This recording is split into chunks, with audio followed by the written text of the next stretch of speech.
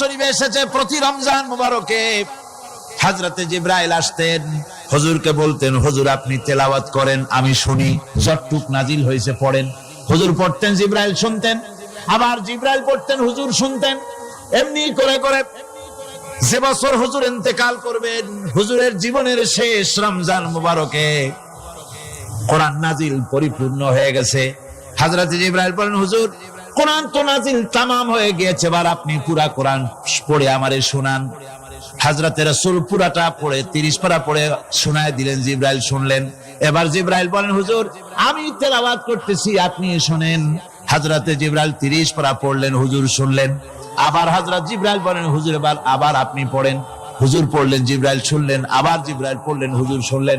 তার মানে হলো হুজুর যে বছর ইন্তেকাল করলেন, ওই বছরের রমজান মুবারকে হযরত জিবরাইল 2 বার পড়েছেন, হুজুর শুনেছেন, আর হুজুর 2 বার পড়েছেন, জিবরাইল শুনেছেন, যাতে করে একটা জের জবর, একটা আয়াত, একটা সেমিকোলন যেন বাদ না পড়ে যায়। শাহরু রমাদানাল্লাযী উনজিলা ফীহিল কুরআন, রমজানের পবিত্র মাসে আমি অবতীর্ণ হয়েছি। সুবহানাল্লাহ। যদি প্রশ্ন করা হয়, রমজানে তো আসছো, কিন্তু প্রথম নাজিল হয়েছিল কোন সময়? ওটা কি দিন ছিল না রাত ছিল? কোরআন তার জবাবে বলে, ইন্না আনজালনাহু ফি লাইলাতিল কদর, কদরের পবিত্র রাতে আমি এই পৃথিবীতে আমার আগমন ঘটেছিল। যদি প্রশ্ন করা হয়, বুঝলাম সবই, কেন নাজিল হয়েছে তুমি? এই পৃথিবীতে তোমার আসার উদ্দেশ্য কি, মূল কাজটা কি? এই প্রশ্ন যদি করা হয়, কোরআনে কারীম তার জবাবে বলে, শোনো কেন এসেছি। লিতুখরিজান নাসা মিনাজ-জুলুমাতি ইলান-নূর, আমার মিশন হচ্ছে গোটা বিশ্ব মানবতাকে পুঞ্জীভূত জমাট বাঁধা অন্ধকারের ভেতর থেকে টেনে বের করে আলোর সন্ধান দিতে, আলোর দিকে আনার জন্য আমি কোরআন নাজিল হয়েছি।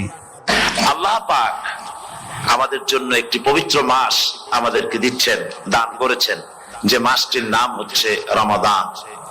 রমাদান হচ্ছে রামদুন, রা মিম দত, রাম ধাতু থেকে উৎপত্তি, এর অর্থ হচ্ছে জ্বালানো, পুড়িয়ে দেওয়া, ভস্ম করে দেওয়া।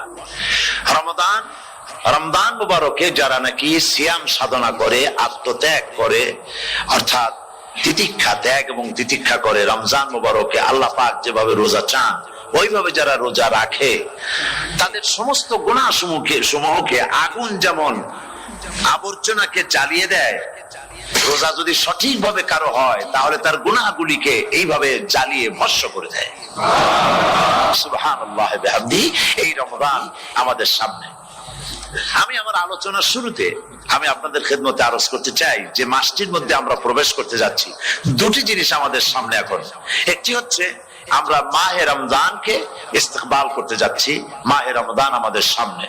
দোয়া করে নেই যে আল্লাহ পাক এই পবিত্র রমজানের সম্মান করার মতো তৌফিক আমাদেরকে দান করো, আর যেভাবে রোজা রাখলে পরে তুমি খুশি হও সেইভাবে আমাদেরকে রোজা রাখার তৌফিক দান করো, বলি আমিন।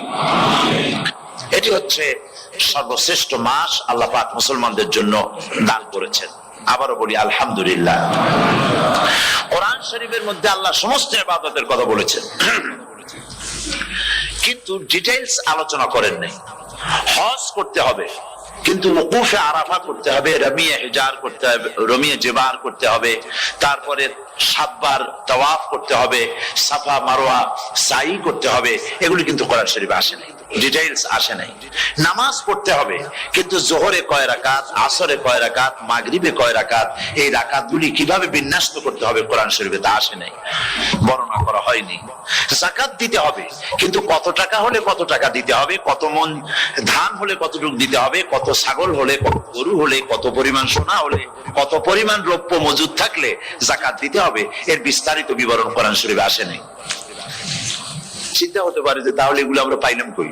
আমরা পেয়েছি কোরআনের ব্যাখ্যা হচ্ছে রাসূল করিম সাল্লাল্লাহু আলাইহি ওয়াসাল্লাম, হুজুর এটাকে আমাদেরকে বলে দিয়েছেন। তিনি সারে ছিলেন, শরীয়ত প্রণেতা ছিলেন। তো সমস্ত ইবাদতকে আল্লাহ পাক সংক্ষেপে সংক্ষেপে তিনি আউটলাইন অথবা গাইডলাইন তিনি দিয়েছেন আল্লাহ পাক। রমজান মুবারক হচ্ছে একমাত্র ইবাদত যে রমজান সম্পর্কে আল্লাহ পাক ডিটেইলস পূর্ণ একটি রুকু আল্লাহ পাক আলোচনা করেছেন। সুবহানাল্লাহ।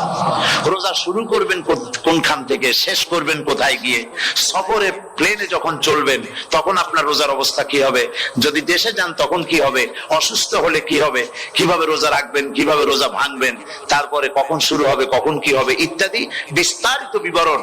রোজার মতো করে এত অন্য কোন ইবাদতের ব্যাপারে আল্লাহ এতটা বলেন নাই যতটা বলেছেন রোজার ব্যাপারে। তাহলে নিশ্চয়ই বুঝতে পারছেন রোজাটা অত্যন্ত গুরুত্বপূর্ণ ইবাদত, সবটাই গুরুত্বপূর্ণ কিন্তু রোজাটা আল্লাহর কাছে বেশি গুরুত্বপূর্ণ। সুবহানাল্লাহ। আচ্ছা, বেশি গুরুত্বপূর্ণ কেন সে কথা কি বলবো? অবশ্যই বলবো। বেশি গুরুত্ব এই কারণে আল্লাহ পাক বলেছেন, এটা হচ্ছে হাদিসে কুদসি, আল্লাহ পাক বলেছেন আস-সাওমু লি ওয়া আনা আজজি বিহি। অন্য রিওয়ায়াতে এসেছে ওয়া আনা উজজা বিহি। আস-সাওমু লি, রোজা হলো আমার জন্য। কে বলতেছেন বলুন তো? আল্লাহ পাক বলছেন রোজা হচ্ছে আমার জন্য, রোজার পুরস্কার আমি দেব। অন্য বর্ণনায় এসেছে রোজা আমার জন্য আর রোজাদারের পুরস্কার আমি আল্লাহ নিজেই পুরস্কার। সুবহানাল্লাহ, সুবহানাল্লাহ। তাহলে প্রশ্ন আসে, আল্লাহ পাক বলছেন রোজা আমার জন্য, আস-সাওমু লি। আল্লাহ তো একথা কোথাও বলেন না আজ-যাকাতুলি, আস-সালাতুলি, আল-হাজ্জুলি। রোজা আমার কি বলে, যাকাত আমার জন্য, হজ আমার জন্য, নামাজ আমার জন্য, একথা কিন্তু আল্লাহ বলেন নাই। অবশ্যই আমরা যাকাত হোক, নামাজ হোক, হজ হোক কার জন্য করি? আল্লাহর জন্য করি। রমজানের ব্যাপারে আল্লাহ খাস করেছেন যে আস-সাওমু লি, রোজা আমার জন্য। এই কথাটার অর্থ কি, তাৎপর্য কি, ব্যাখ্যা কি, সিগনিফিকেন্স কি? এর সিগনিফিকেন্স হচ্ছে এই যে প্রত্যেকটা ইবাদতের দুটি ধরন আছে। কয়টা ধরন বলুন তো? দুটি ধরন। একটি ধরন হচ্ছে বাহ্যিক আর একটা হচ্ছে আভ্যন্তরীণ। প্রত্যেকটা ইবাদতের দুটি দিক আছে, একটা মানুষকে দেখানো আর একটা ভেতরের। যেমন নামাজ, একটি লোক নামাজ পড়ে না কিন্তু এমন একটা সমাবেশের মধ্যে পড়ে গেছে সবাই নামাজ পড়ে। এখন আমি যদি নামাজ না পড়ি তাহলে লোকে বলবে কি? তখন উযু আছে কি না আছে দাঁড়ায় গেল আল্লাহু আকবার। তাহলে দেখা গেল নামাজ আল্লাহর জন্য পড়ে আবার মানুষের জন্য দেখাবার জন্য করে।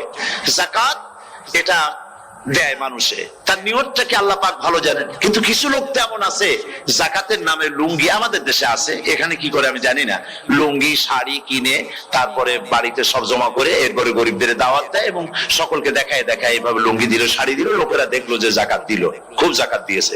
কোরবানির ব্যাপারে এভাবে বিরাট একটা গরু কিনলো, কিনে মানুষকে দেখাইলো। চট্টগ্রামে আছে সবচেয়ে বড় দামের গরু একটা কিনে গরুর গলায় মালা একটা পরাইয়া তারপরে শহর ঘুরায়। এখন অবশ্য এটা কমে গেছে আগের থেকে অনেক। মানুষ দেখুক যে ও মুখে এই গরুটা কোরবানি করেছে। এটা কি কোরবানির জন্য হলো না মানুষকে দেখাবার জন্য হলো? হজ, টাকা আছে, লোকেরা বলবো কি যে এত টাকার মালিক তাও হজে যায় না, সুতরাং যাই একটু হজ করে আসি। তাহলে হজ করা গেল, আবার মানুষকে দেখাবার জন্য করলো। দুটি জিনিস আছে। কিন্তু একমাত্র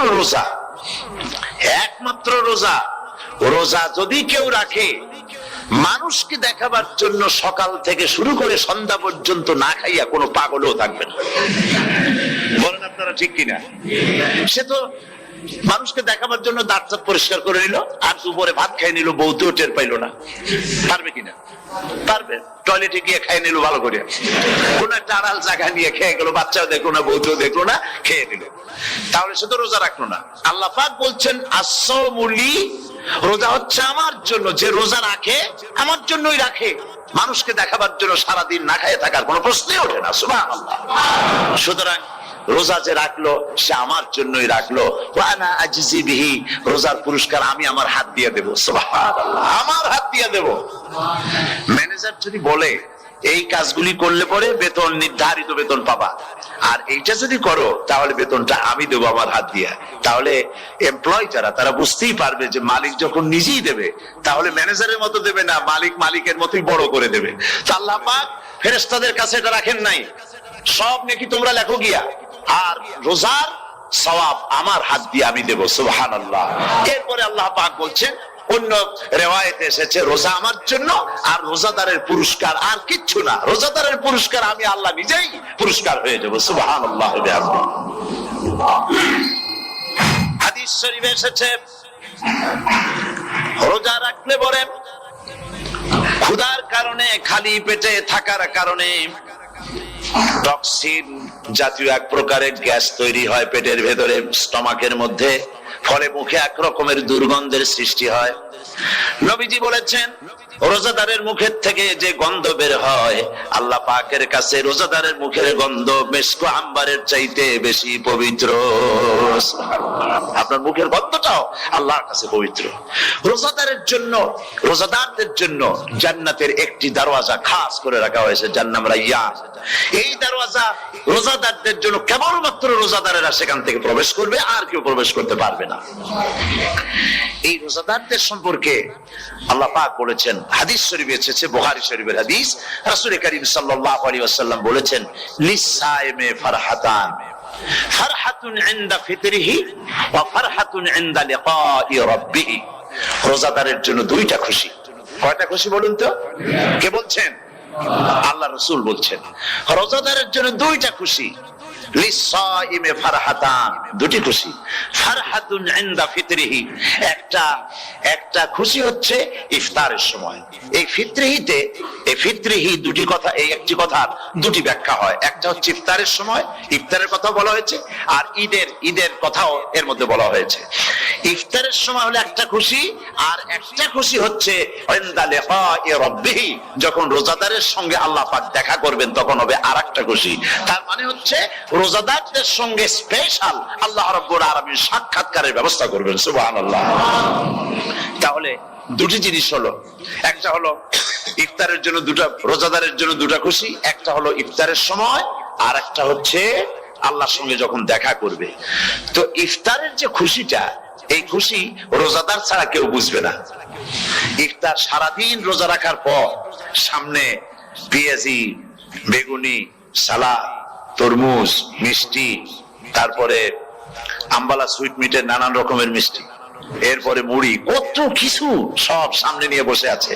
দেখছেন অবস্থা? সমস্ত কিছু সামনে বসা, ঘড়ির দিকে তাকানো। আপনি যদি 5 মিনিট আগে খান, ফেরেশতা এসে মুখের উপর থাপ্পড় মারবে, বেটা খাইলি কেন? বলবে কেউ? বলবে না। কোন ফেরেশতা লাঠি নিয়ে দাঁড়ায় আছে? দাঁড়ায় নাই, কিন্তু আপনি খাচ্ছেন না কেন? সুবহানাল্লাহ, সুবহানাল্লাহ বলবেন না? অন্তত 1500 বছর আগে আল্লাহ রাব্বুল আলামিন নির্দেশ করে রেখেছেন, সূর্য সাদা হওয়া থেকে, পূর্ব দিগন্ত সাদা হওয়া থেকে শুরু করে পশ্চিম দিগন্তে যখন কালো হয়ে কালো রেখা দেখা দেবে, যখন মাগরিব হয়ে যাবে, সূর্যাস্ত যাবে, ততক্ষণ পানাহার আর স্ত্রী সম্ভোগ থেকে বিরত থাকো। 1500 বছর আগের আল্লাহ রাব্বুল আলামিনের এই নোটিশ কিভাবে কার্যকরী হচ্ছে উম্মতের মধ্যে, মুসলমানদের ভেতরে। খাবার সামনে আসে, পিপাসা লেগেছে, এখন তো পিপাসা লাগে না, খুব ঠান্ডার সময়, এখন রোজা রাখতে খুব মজা হবে, তাই না? খুব মজার রোজা। কিন্তু এই রোজা যখন জুন মাস আর জুলাই মাসে আসবে, তখন টের পায় মানুষ রোজা কাকে বলে। প্রচন্ড পিপাসা, সামনে সব খাবার পড়ে আছে, একটা খাবারের দিকে রোজাদারের হাত যায় না, ঘড়ির দিকে তাকায় আর চুপ করে বসে বসে আল্লাহর জিকির করতে থাকে। আল্লাহ কয়, ফেরেশতারা দেখ, এই বান্দা বানাইতে নিষেধ করছিলি। সুবহানাল্লাহ। আল্লাহ খুশি হয়ে যান। রোজাদার অপেক্ষা করতে থাকে, ঠিক যখন কাটায় সময়টা এসে গেছে, তখন আল্লাহর নাম করে খুরমা দিয়ে, পানি দিয়ে ইফতার শুরু করে দিল। আল্লাহ পাক খুশি হয়ে গেলেন। এই যে ইফতার, সারাদিন রোজা রাখা ইফতার করায় যে মজা, রোজা রাখলো না এরকম লোকেরাও কিন্তু ইফতার করে না? পুরান ঢাকায় আছে, ঢাকা তো কয়েকটা এলাকা আছে, পুরান ঢাকার লোকেরা নাকি বলে যে, যারা রোজা রাখে না তারা বলে যে, রোজা না রাখে একরকম পাপ করছি, আর ইফতার না করে কবিরা গুনাহ করবো নাকি, ইফতার তো করাই লাগবে। তো খুব মজা করে ইফতার করে তারা। তো সারাদিন রোজা রেখে পেঁয়াজি, ছোলা, বুট, মুড়ি খাওয়ায় যে মজা, সারাদিন ভাত খাইয়া তারপরে ইফতারের শরীক হওয়া, ছাগলে ঘাস খেলে যেমন লাগে ওইরকম তার মুখে লাগে, এই মজা পাবে না। রোজাদারের যে মজা লাগে সেই মজা সে পাবে না। সারা মাস রোজা থাকার পর, আল্লাহর হুকুম মেনে সারা রাত রোজা রাখার পর, তারপরে ঈদের দিনে জামা কাপড় পরিষ্কার করে, শেরওয়ানি গায়ে লাগাইয়া, পাঞ্জাবি পরে, আতর মেখে, এরপরে ঈদের জামাতে যখন দাঁড়ায় যায়, সে যে মজা পায়, সারা মাস রোজা রেখে ঈদের জামাতে গিয়ে সে যে মজা পায়, যে রোজা রাখলো না ঈদের দিনে খুব জামা পাজামা, সেন্ট এগুলো মেখে টেকে প্রথম কাতারে গিয়ে দাঁড়ায় গেছে, ও সেই মজা পাবে না। ওর মনের মধ্যে একটা সোর সোর ভাব থেকেই যায়। সে মনে মনে ভাবে এই জামাত আমার না, জোর করে আসছি, এখানে দাঁড়াবার যোগ্যতা আমার নাই। মনের মধ্যে সে একটা অপরাধী ফিল করে, সে ফিল করতে থাকে। সুতরাং রোজাদারের জন্য দুইটা খুশি, একটা হচ্ছে ইফতারের সময়, আর একটা খুশি হবে যখন আল্লাহ তাদেরকে দেখা দেবেন। সুবহানাল্লাহ। এই রোজা আল্লাহ পাক দান করেছেন। আচ্ছা, কি জন্য রোজা আমাদের দিলেন? এই জন্য দিয়েছেন যে একটা মাস পৃথিবীর মুসলমানরা না খেয়ে থাকুক দিনের বেলায়, ওই না খেয়ে থাকার যে খাবারগুলি বাঁচবে এগুলি আল্লাহ অন্য কোন এলাকার মানুষদের খাওয়াবেন নাকি? এই জন্য করেছেন রোজা, এই জন্য করেন নাই। রোজার ফজিলত আল্লাহর নবী বলেছেন, রমজান মুবারকের এত ফজিলত, মানুষ যখন কোন ইবাদত করে আল্লাহ পাক সেই ইবাদতের নেক আমলের সওয়াব 10 থেকে শুরু করে 700 পর্যন্ত বাড়ায় দেন। 10 থেকে শুরু করে 700 করে 700 বাড়ায় দেন, ইল্লা সাওম, রোজা ছাড়া। নবীজি বলেছেন, রমজান মুবারকে কেউ যদি একটি নফল কাজ আদায় করে, একটি নফল ইবাদত করে, অন্য মাসের একটি ফরজ আদায় করার সওয়াব আল্লাহ পাক নামায়ে আমলে দিয়ে দিবেন। রমজান মুবারকে কেউ যদি একটি ফরজ আদায় করে, অন্য মাসের 70টি ফরজ আদায় করার মতো সওয়াব আমলনামায় আল্লাহ দিয়ে দিবেন। সুবহানাল্লাহ। এই মাস আমাদের সামনে, আল্লাহু আকবার বলি, আল্লাহু আকবার বলি, আলহামদুলিল্লাহ। এই পবিত্র মাস আমাদের সামনে। এই মাসে একটা সওয়াব নফল হয় ফরজের মতো, আর ফরজ হয় 70টা ফরজের মতো। এত সওয়াব কেন হইল? আমরা না খেয়ে থাকি সেই জন্য নাকি? বলতে পারেন কেন হলো? একটি কারণ, শাহরু রমাদান আল্লাযী উনজিলা ফীহিল কুরআন। সুবহানাল্লাহ বলবেন না? এই রমজান মাস হচ্ছে সেই মাস যে মাসে আল্লাহ রাব্বুল আলামিন কোরআনে কারীমকে নাজিল করেছেন। এই মাসের মধ্যে একটি রাত আছে, খায়রুম মিন আলফি শাহর, যে রাতটি 1000 মাসের চাইতে বেশি গুরুত্বপূর্ণ আল্লাহর কাছে। সুবহানাল্লাহ। একটি রাত 1000 মাসের চাইতে গুরুত্বপূর্ণ। 1000 মাস ক্যালকুলেটর দিয়ে হিসাব করলে দেখা যায় যে 1000 মাসে 83 বছর 4 মাস হয়। তাহলে তার অর্থ কি এই যে একটানা 83 বছর 4 মাস ইবাদত করলে যে সওয়াব হবে, এই রাত্রে ইবাদত করলে সেই সওয়াব হবে? হতে পারে, এরকম হতে পারে, কিন্তু ব্যাখ্যাটা কি? ব্যাখ্যাটা হচ্ছে, আরবিতে আলফুন শব্দ দিয়ে 1000 বোঝানো হয় না। আরবিতে যখন আলফুন বলা হয় তাহলে বোঝা যায় সংখ্যাধিক্য, বিপুল সংখ্যা, হাজার হাজার হাজার হাজার, থাউজেন্ডস এন্ড থাউজেন্ডস। এইটাকে বোঝানোর জন্য আরবিতে ব্যবহার করা হয় আলফুন, হাজার হাজার। তাহলে আল্লাহ কি বুঝাতে চাচ্ছেন? আল্লাহ রাব্বুল আলামিন তিনি আয়াত দ্বারা বুঝাতে চান, এর ব্যাখ্যা হচ্ছে এই পৃথিবীর মানবতার কল্যাণের জন্য, এই পৃথিবীর মানুষের ভালাইয়ের জন্য, মঙ্গলের জন্য হাজার হাজার মাস ধরে এই পৃথিবীর মানুষের যে কল্যাণ হয় নাই, এই রমজান মুবারকে একটা রাত আছে যেই রাতে আল্লাহ রাব্বুল আলামিন মানবতার সেই কল্যাণ করেছেন। সেই কল্যাণ কি দিয়ে করেছেন? শাহরু রমাদান আল্লাযী উনজিলা ফীহিল কুরআন, কোরআন নাযিল করে পৃথিবীর মানুষকে সেই কল্যাণ আল্লাহ দিয়েছেন। সুবহানাল্লাহ। বন্ধুগণ, কোরআন, কোরআন কি নিয়ামত আমাদের কাছে! সেই নিয়ামতকে আমরা চিনলাম না, আমরা বুঝতে পারলাম না কত বড় নিয়ামত আল্লাহ আমাদের দান করেছেন। এই কোরআন যেন আপনি শুনতে পারেন, পড়তে পারেন, বুঝতে পারেন, সেই জন্য আল্লাহ রাব্বুল আলামিন শরিয়াত কি সুন্দর ব্যবস্থা করেছে। কোরআন শোনার জন্য রমজান মুবারকে তারাবিহের নামাজের ব্যবস্থা করা হয়েছে। সুবহানাল্লাহ, সুবহানাল্লাহ। যারা সব সময় পড়তে পারেন না, কোরআন তেলাওয়াত জানেন না, অথবা সারা বছর এক খতম কোরআন শরীফ পড়া হয় না, শরিয়াত কি সুন্দর বিধান করলো যে আপনি যেন 30 পারা কোরআন শরীফ শুনতে পারেন। এই ব্যবস্থা তারাবিহের নামাজের মধ্যে শরিয়াত করে দিয়েছে। আলহামদুলিল্লাহ, আলহামদুলিল্লাহ। যাদের টাকা কড়ি আছে, আমি তাদেরকে অনুরোধ করব, যদি পারেন তাহলে মেহেরবানি করে রমজান মুবারকে উমরা পালন করবেন। আমি উমরার নিয়ত করে এসেছি, ঢাকা থেকে উমরার নিয়ত করে এসেছি, আপনাদেরকে দেখে গেলাম, আর আমি এখান থেকে ডাইরেক্ট মদিনা মুনাওয়ারায় চলে যাব ইনশাআল্লাহ। লাইলাতুল কদর পর্যন্ত হারামাইনুশ শরীফাইনে কাটাতে চাই, নিয়ত করেছি। আপনারা দোয়া করুন আল্লাহ যেন কবুল করেন। কি মজা যখন আপনি হারামাইনুশ শরীফাইনে যখন তেলাওয়াত শুনবেন, আপনার কাছে মনে হবে যেন কোরআন শরীফ নাজিল হতেছে। সুবহানাল্লাহ। সেখানে তো নামাজের পরে হাত তুলে মোনাজাত করা হয় না, শুধুমাত্র রমজান মুবারকে বেতেরের নামাজের মধ্যে ইমাম সাহেব হাত তুলে মোনাজাত করেন। গত বছর রমজান মুবারকের লাইলাতুল কদরে আমি ছিলাম, গত কয়েক বছর ধরে আল্লাহ যাওয়ার তৌফিক দিয়েছেন দয়া করে।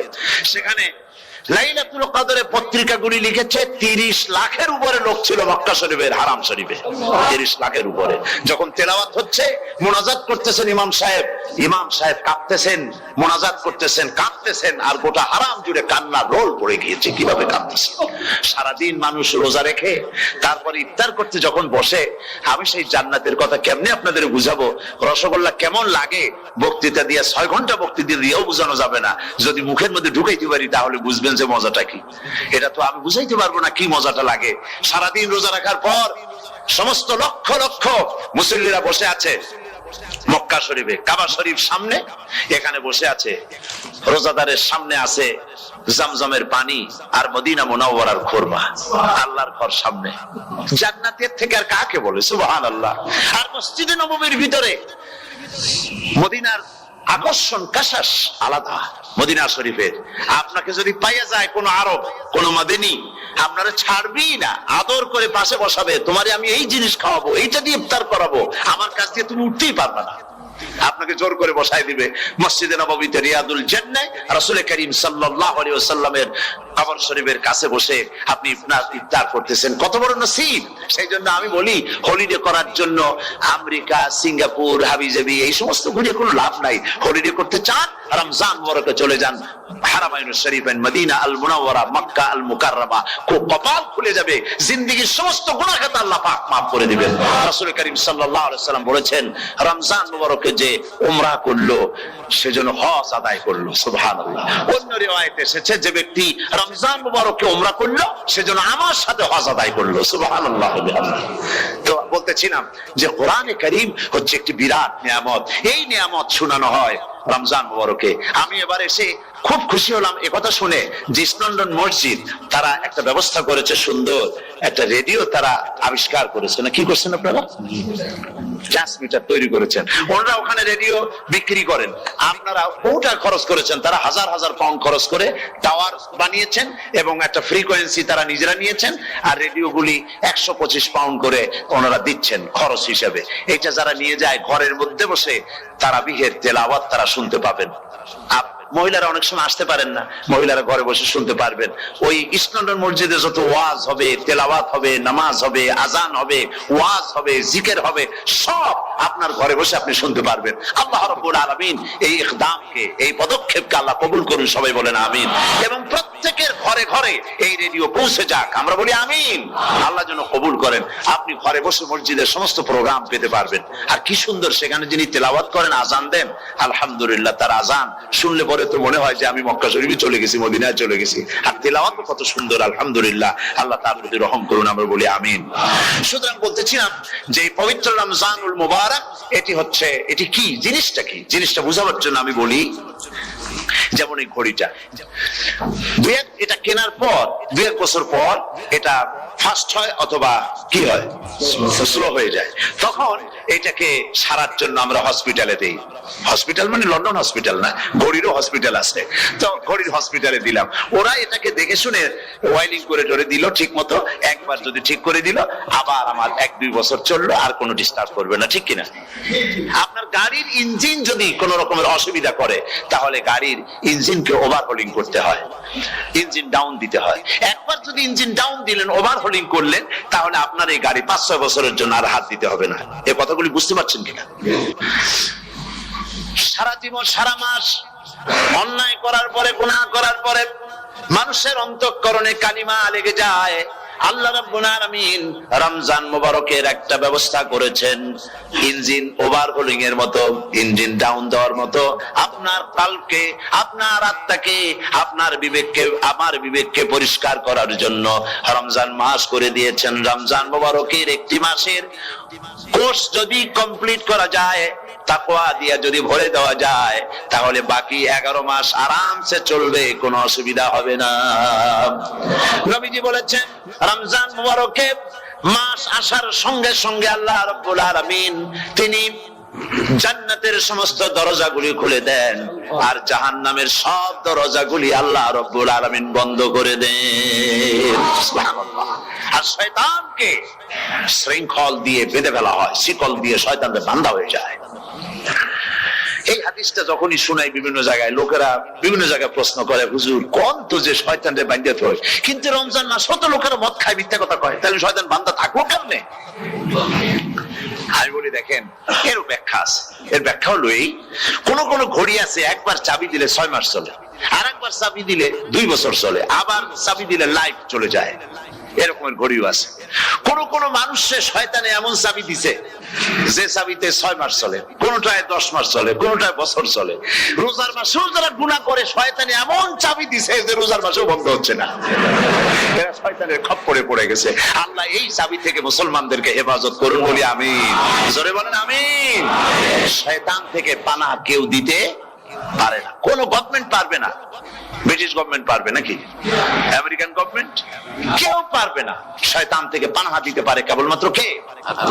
ওই আল্লাহ রাব্বুল আলামিন আমাদেরকে শিখায় দিয়েছেন, শয়তানের ওয়াসওয়াসা থেকে আমার কাছে পানাহা চাও। আউযু বিল্লাহি মিনাশ শাইতানির রাজিম। বিতাড়িত মরদুদ শয়তানের ওয়াসওয়াসা থেকে পানাহা চাই, আল্লাহর কাছে পানাহা চাও। আল্লাহ পাক বলেন আমি পানাহা দিতে পারি শয়তানের ওয়াসওয়াসা থেকে। শয়তান থেকে আশ্রয় একমাত্র সিকিউর, নিরাপত্তা পেয়েছেন আল্লাহ পয়গম্বরেরা। সুবহানাল্লাহ। আম্বিয়া আলাইহিমুস সালাম তারা আল্লাহ কর্তৃক নিয়ন্ত্রিত, শয়তানের ক্ষমতা নাই পয়গম্বরদের কাছে যাওয়া। চতুর্সীমানার ভেতরে শয়তান প্রবেশ করে কোন নবীকে ওয়াসওয়াসা দিতে পারবে না, বলি সুবহানাল্লাহ।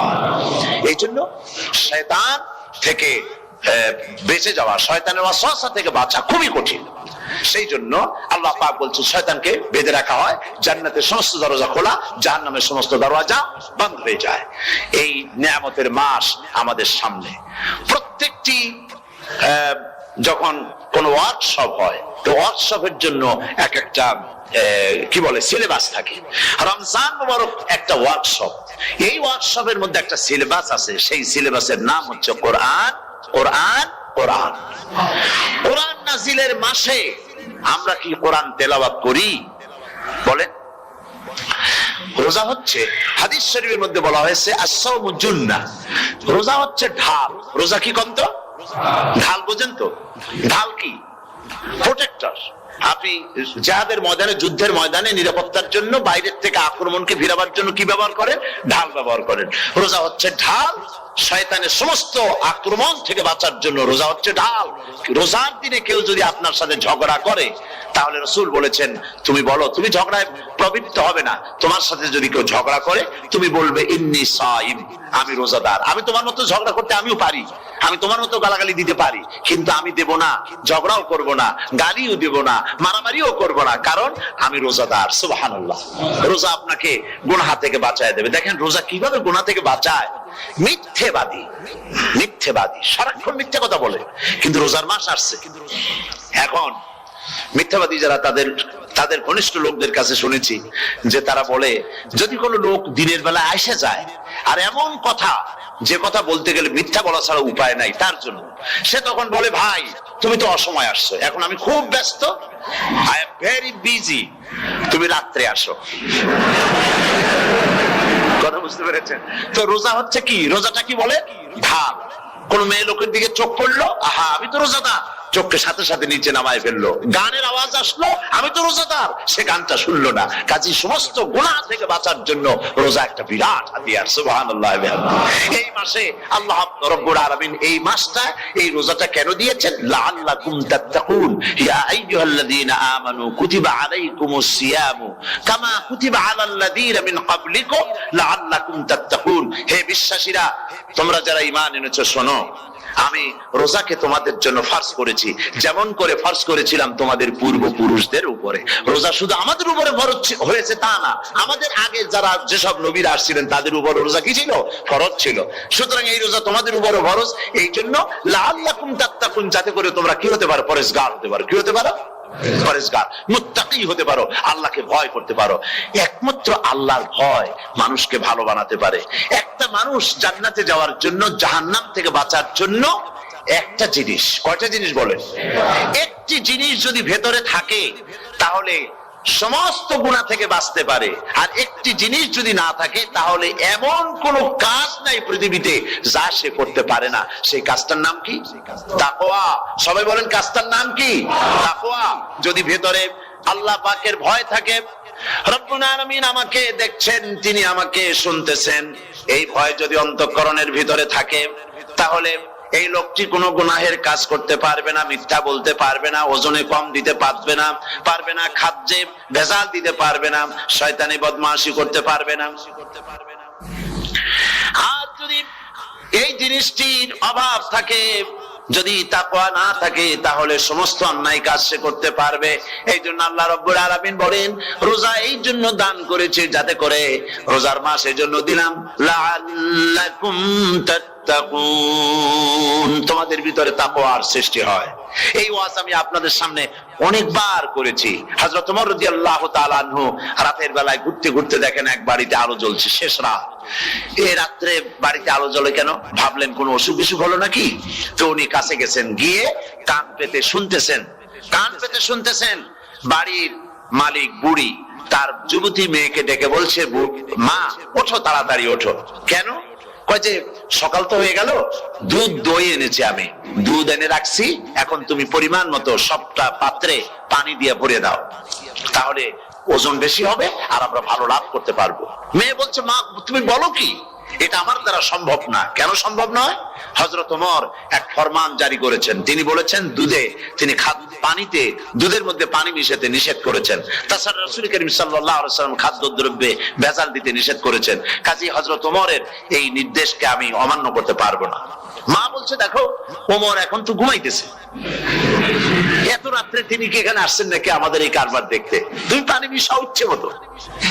মেয়ে বলছে, মা হযরত ওমর ঘুমাতে পারেন, তার পুলিশেরা, তার গোয়েন্দা বিভাগের লোকেরা ঘুমাতে পারেন, হযরত ওমরের চোখকে ফাঁকি দেওয়া যাবে, হযরত ওমরের পুলিশকে ফাঁকি দেওয়া যেতে পারে, কিন্তু আল্লাহ রাব্বুল আলামিনের চোখকে ফাঁকি দেওয়া যাবে না। আমার পক্ষে সম্ভব নয়, আমি দুধে পানি মিশাতে পারবো না। হযরত ওমর রাদিয়াল্লাহু তাআলা চলে গেলেন, গিয়ে তার ছেলেকে ডেকে বললেন, ছেলে আমি তো এখন বুড়া হয়ে গেছি, আমার বিয়ের বয়স নাই, আমি একটা মেয়ের খোঁজ নিয়ে আসছি, যদি আমার বয়স থাকতো এই মেয়েটার আমি বিয়ে করতাম। সুবহানাল্লাহ, সুবহানাল্লাহ। এই মেয়েটা তুমি খোঁজ নাও, যদি বিয়ে না হয়ে থাকে তুমি প্রস্তাব দাও বিবাহের। কি সৌন্দর্য তিনি দেখলেন মেয়েটার মধ্যে, স্বাস্থ্য, রূপ, যৌবন, কি দেখলেন? তাকওয়া। জোরে বলেন না, কি দেখলেন? তাকওয়া। এই তাকওয়া তিনি দেখলেন। এই তাকওয়ার উপরে ভিত্তি করে আমিরুল মুমিনিন, অর্ধেকটা পৃথিবীর প্রেসিডেন্ট, খলিফাতুল মুসলিমিন, আমিরুল মুমিনিন হযরত ওমর তার ছেলের জন্য পুত্রবধূ করে তাকে ঘরে নিয়ে আসলেন। সুবহানাল্লাহ। ফায়দা কি হলো? ফায়দা এই হলো, এই মেয়ের গর্ভে যে মেয়ে হলো, সেই মেয়ের গর্ভে ফারুকে সানি, হযরত ওমর ইবনে আব্দুল আজিজ রাহমাতুল্লাহ আলাইহির মতো ফারুকে সানি আল্লাহ দান করে দিলেন। সুবহানাল্লাহ ওয়া বিহামদি। এটা নাম হচ্ছে তাকওয়া। এই তাকওয়ার ব্যাপারে হযরত ওমর রাদিয়াল্লাহু তাআলা আনহু, তিনি হযরত কাব বিন উবাই রাদিয়াল্লাহু তাআলা আনহুকে জিজ্ঞেস করেছিলেন যে তাকওয়ার একটা ব্যাখ্যা আপনি কি আমাকে বলতে পারেন, তাকওয়ার ব্যাখ্যাটা কি? তিনি বললেন, হ্যাঁ পারি। কি ব্যাখ্যা? তিনি বললেন যে দেখুন, তাকওয়ার ব্যাখ্যা হচ্ছে এই যে সংকীর্ণ একটি রাস্তা, সরু, ন্যারো একটা রোড। এই ন্যারো রোডের দুই দিকে আছে কাঁটাযুক্ত লতা পাতা। এই কাঁটাযুক্ত লতা পাতার মধ্য দিয়ে এই সরু রাস্তা দিয়ে আপনি যখন যাবেন তো কিভাবে যাবেন? হযরত ওমর বললেন, আমার জামা কাপড় এইভাবে খুব আটোসাটো করে আমরা যাব, যাতে করে গায়ের চামড়াও না ছেড়ে আমার জামাও যাতে না ছিঁড়ে যায়। হযরত কাব বিন উবাই রাদিয়াল্লাহু তাআলা আনহু বলছেন, এটার নামই হচ্ছে তাকওয়া। এটার নাম কি? তাকওয়া। এটার নাম হচ্ছে তাকওয়া। দুনিয়ার অসংখ্য পাপের ভেতর থেকে আপনি চলে যাবেন, পাপ যেন আপনাকে স্পর্শ করতে না পারে। এটার নাম তাকওয়া। বাইন মাছ নিশ্চয়ই খেয়েছেন আপনারা, না লন্ডনে পাওয়া যায় না? পাওয়া যায়। এই বাইন মাছ যারা খেয়েছেন আপনারা, আমি জানি না আপনারা জানেন কিনা, বাইন মাছ কোথায় থাকে? পানিতে থাকে না কাদায় থাকে? মাশাআল্লাহ, বাইন মাছ থাকে কাদার মধ্যে। কিন্তু এই বাইন মাছ যারা ধরেছে তাদের মুখে শুনেছি আমি যে বাইন মাছ থাকে কাদায়, ওকে যখন ধরে টেনে বের করা হয় কাদার মধ্যে থেকে, এক ফোঁটা কাদা ওর গায়ে নাই। এই কলুষিত সমাজ, পাপে ভরপুর। গ্রেট ব্রিটেন, আমেরিকা, পাশ্চাত্য, আমাদের দেশ, সর্বত্র পাপ আর পাপ। এই পাপের মধ্যে বাইন মাছ শুধু খাইয়েন না, ওর কাছ থেকে শিক্ষাও গ্রহণ করেন। ও যেমন কাদার মধ্যে থাকে, কাদা ওর গায়ে লাগে না, আপনিও এই সমাজের মধ্যে আপনি আপনার কাজ চালিয়ে যান, পাপ যেন আপনাকে স্পর্শ না করে। আল্লাহ যেন পাপের থেকে আমাদের বাঁচান। আমরা বলি আমিন, সবাই বলেন আমিন। এটার নাম হচ্ছে তাকওয়া।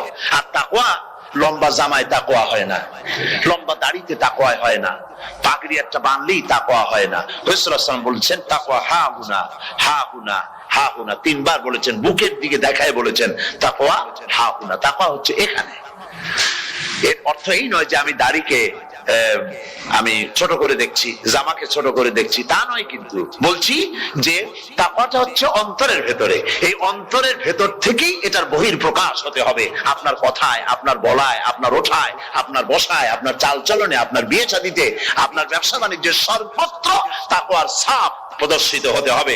তাহলেই আমার মধ্যে তাকওয়া এসেছে বলে প্রমাণ হবে। আর এটাই আল্লাহ পাক চান, রমজান মুবারকে তোমাদের মধ্যে তাকওয়া সৃষ্টি হোক। রোজা সম্পর্কে এই কথাগুলি আমি বলে নিলাম। প্রথম 10 দিন শুধু রহমত নাজিল হবে, দ্বিতীয় 10 দিনে আল্লাহ পাক শুধু মাফ করতে থাকবেন, আর তৃতীয় 10 দিনে আল্লাহ পাক জাহান্নাম থেকে মুক্ত করে দিবেন। সুবহানাল্লাহ।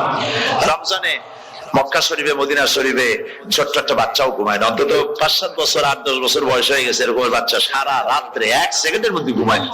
সমস্ত লোক জাগে, ফজরের নামাজ পড়তে গিয়ে ঘুমায়, সব সমানে 2 হাতে নেকি কামাই করে। নেকি কামাইয়ের মৌসুমে বাহার। রমজান হচ্ছে নেকি কামাইয়ের বসন্তকাল। আপনারা যেন খবরদার মিস করবেন না, মিস করবেন না, খবরদার।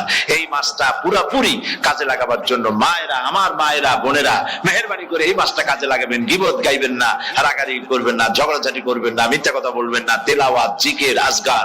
আর পুরুষেরাও এই জিকির আজগারের মধ্যে, মানুষকে ভালো কাজের আদেশ করার মধ্যে যা আজকে আল্লাহ আমার দিয়ে বলাইলেন, এই কাজগুলি আমি এবং আপনারা সবাই যেন আমল করতে পারি। আল্লাহ তৌফিক দান করুন।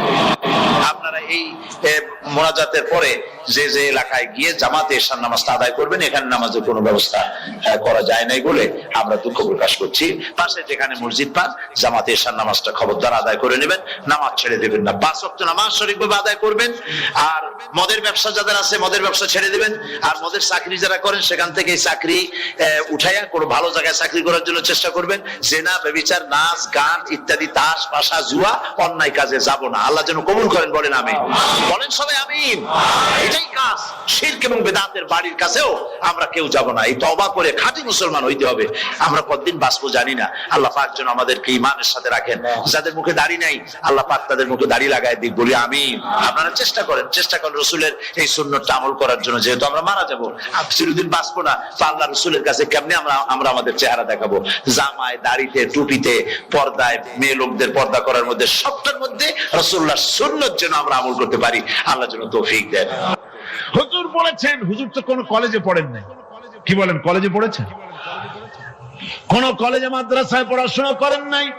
অথচ আল্লাহর নবী বলেছেন, ইন্নামা বুইস্তু মুআল্লিমান, আমি শিক্ষক হিসাবে দুনিয়ার বুকে প্রেরিত হয়েছি। লেখাপড়া কোথাও করেন নাই, অথচ হুজুর বলছেন আমি শিক্ষক।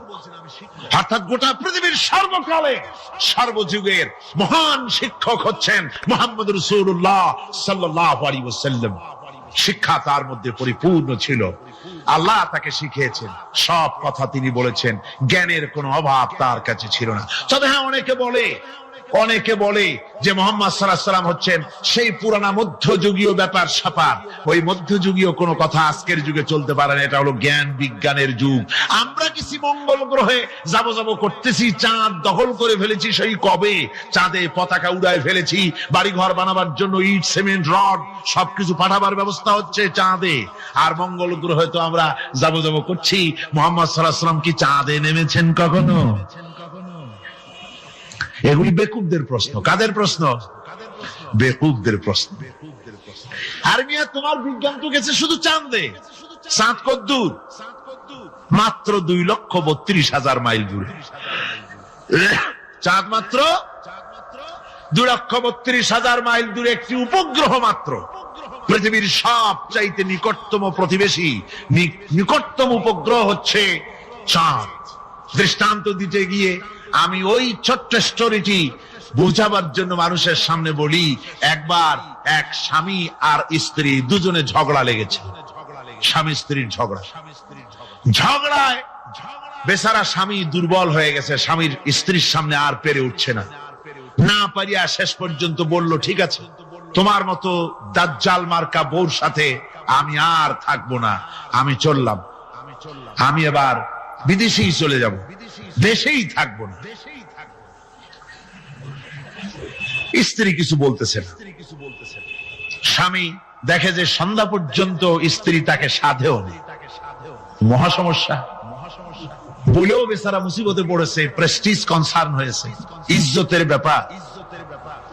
শেষ পর্যন্ত জায়নামাজ বালিশ টালিশ পেছাইয়া বিদেশের উদ্দেশ্যে নিজেকে তৈরি করে বারান্দায় নেমে বলল যে মাগরিবের রক্ত যখন হয়েই গেল, মাগরিবটা পড়ে নেই।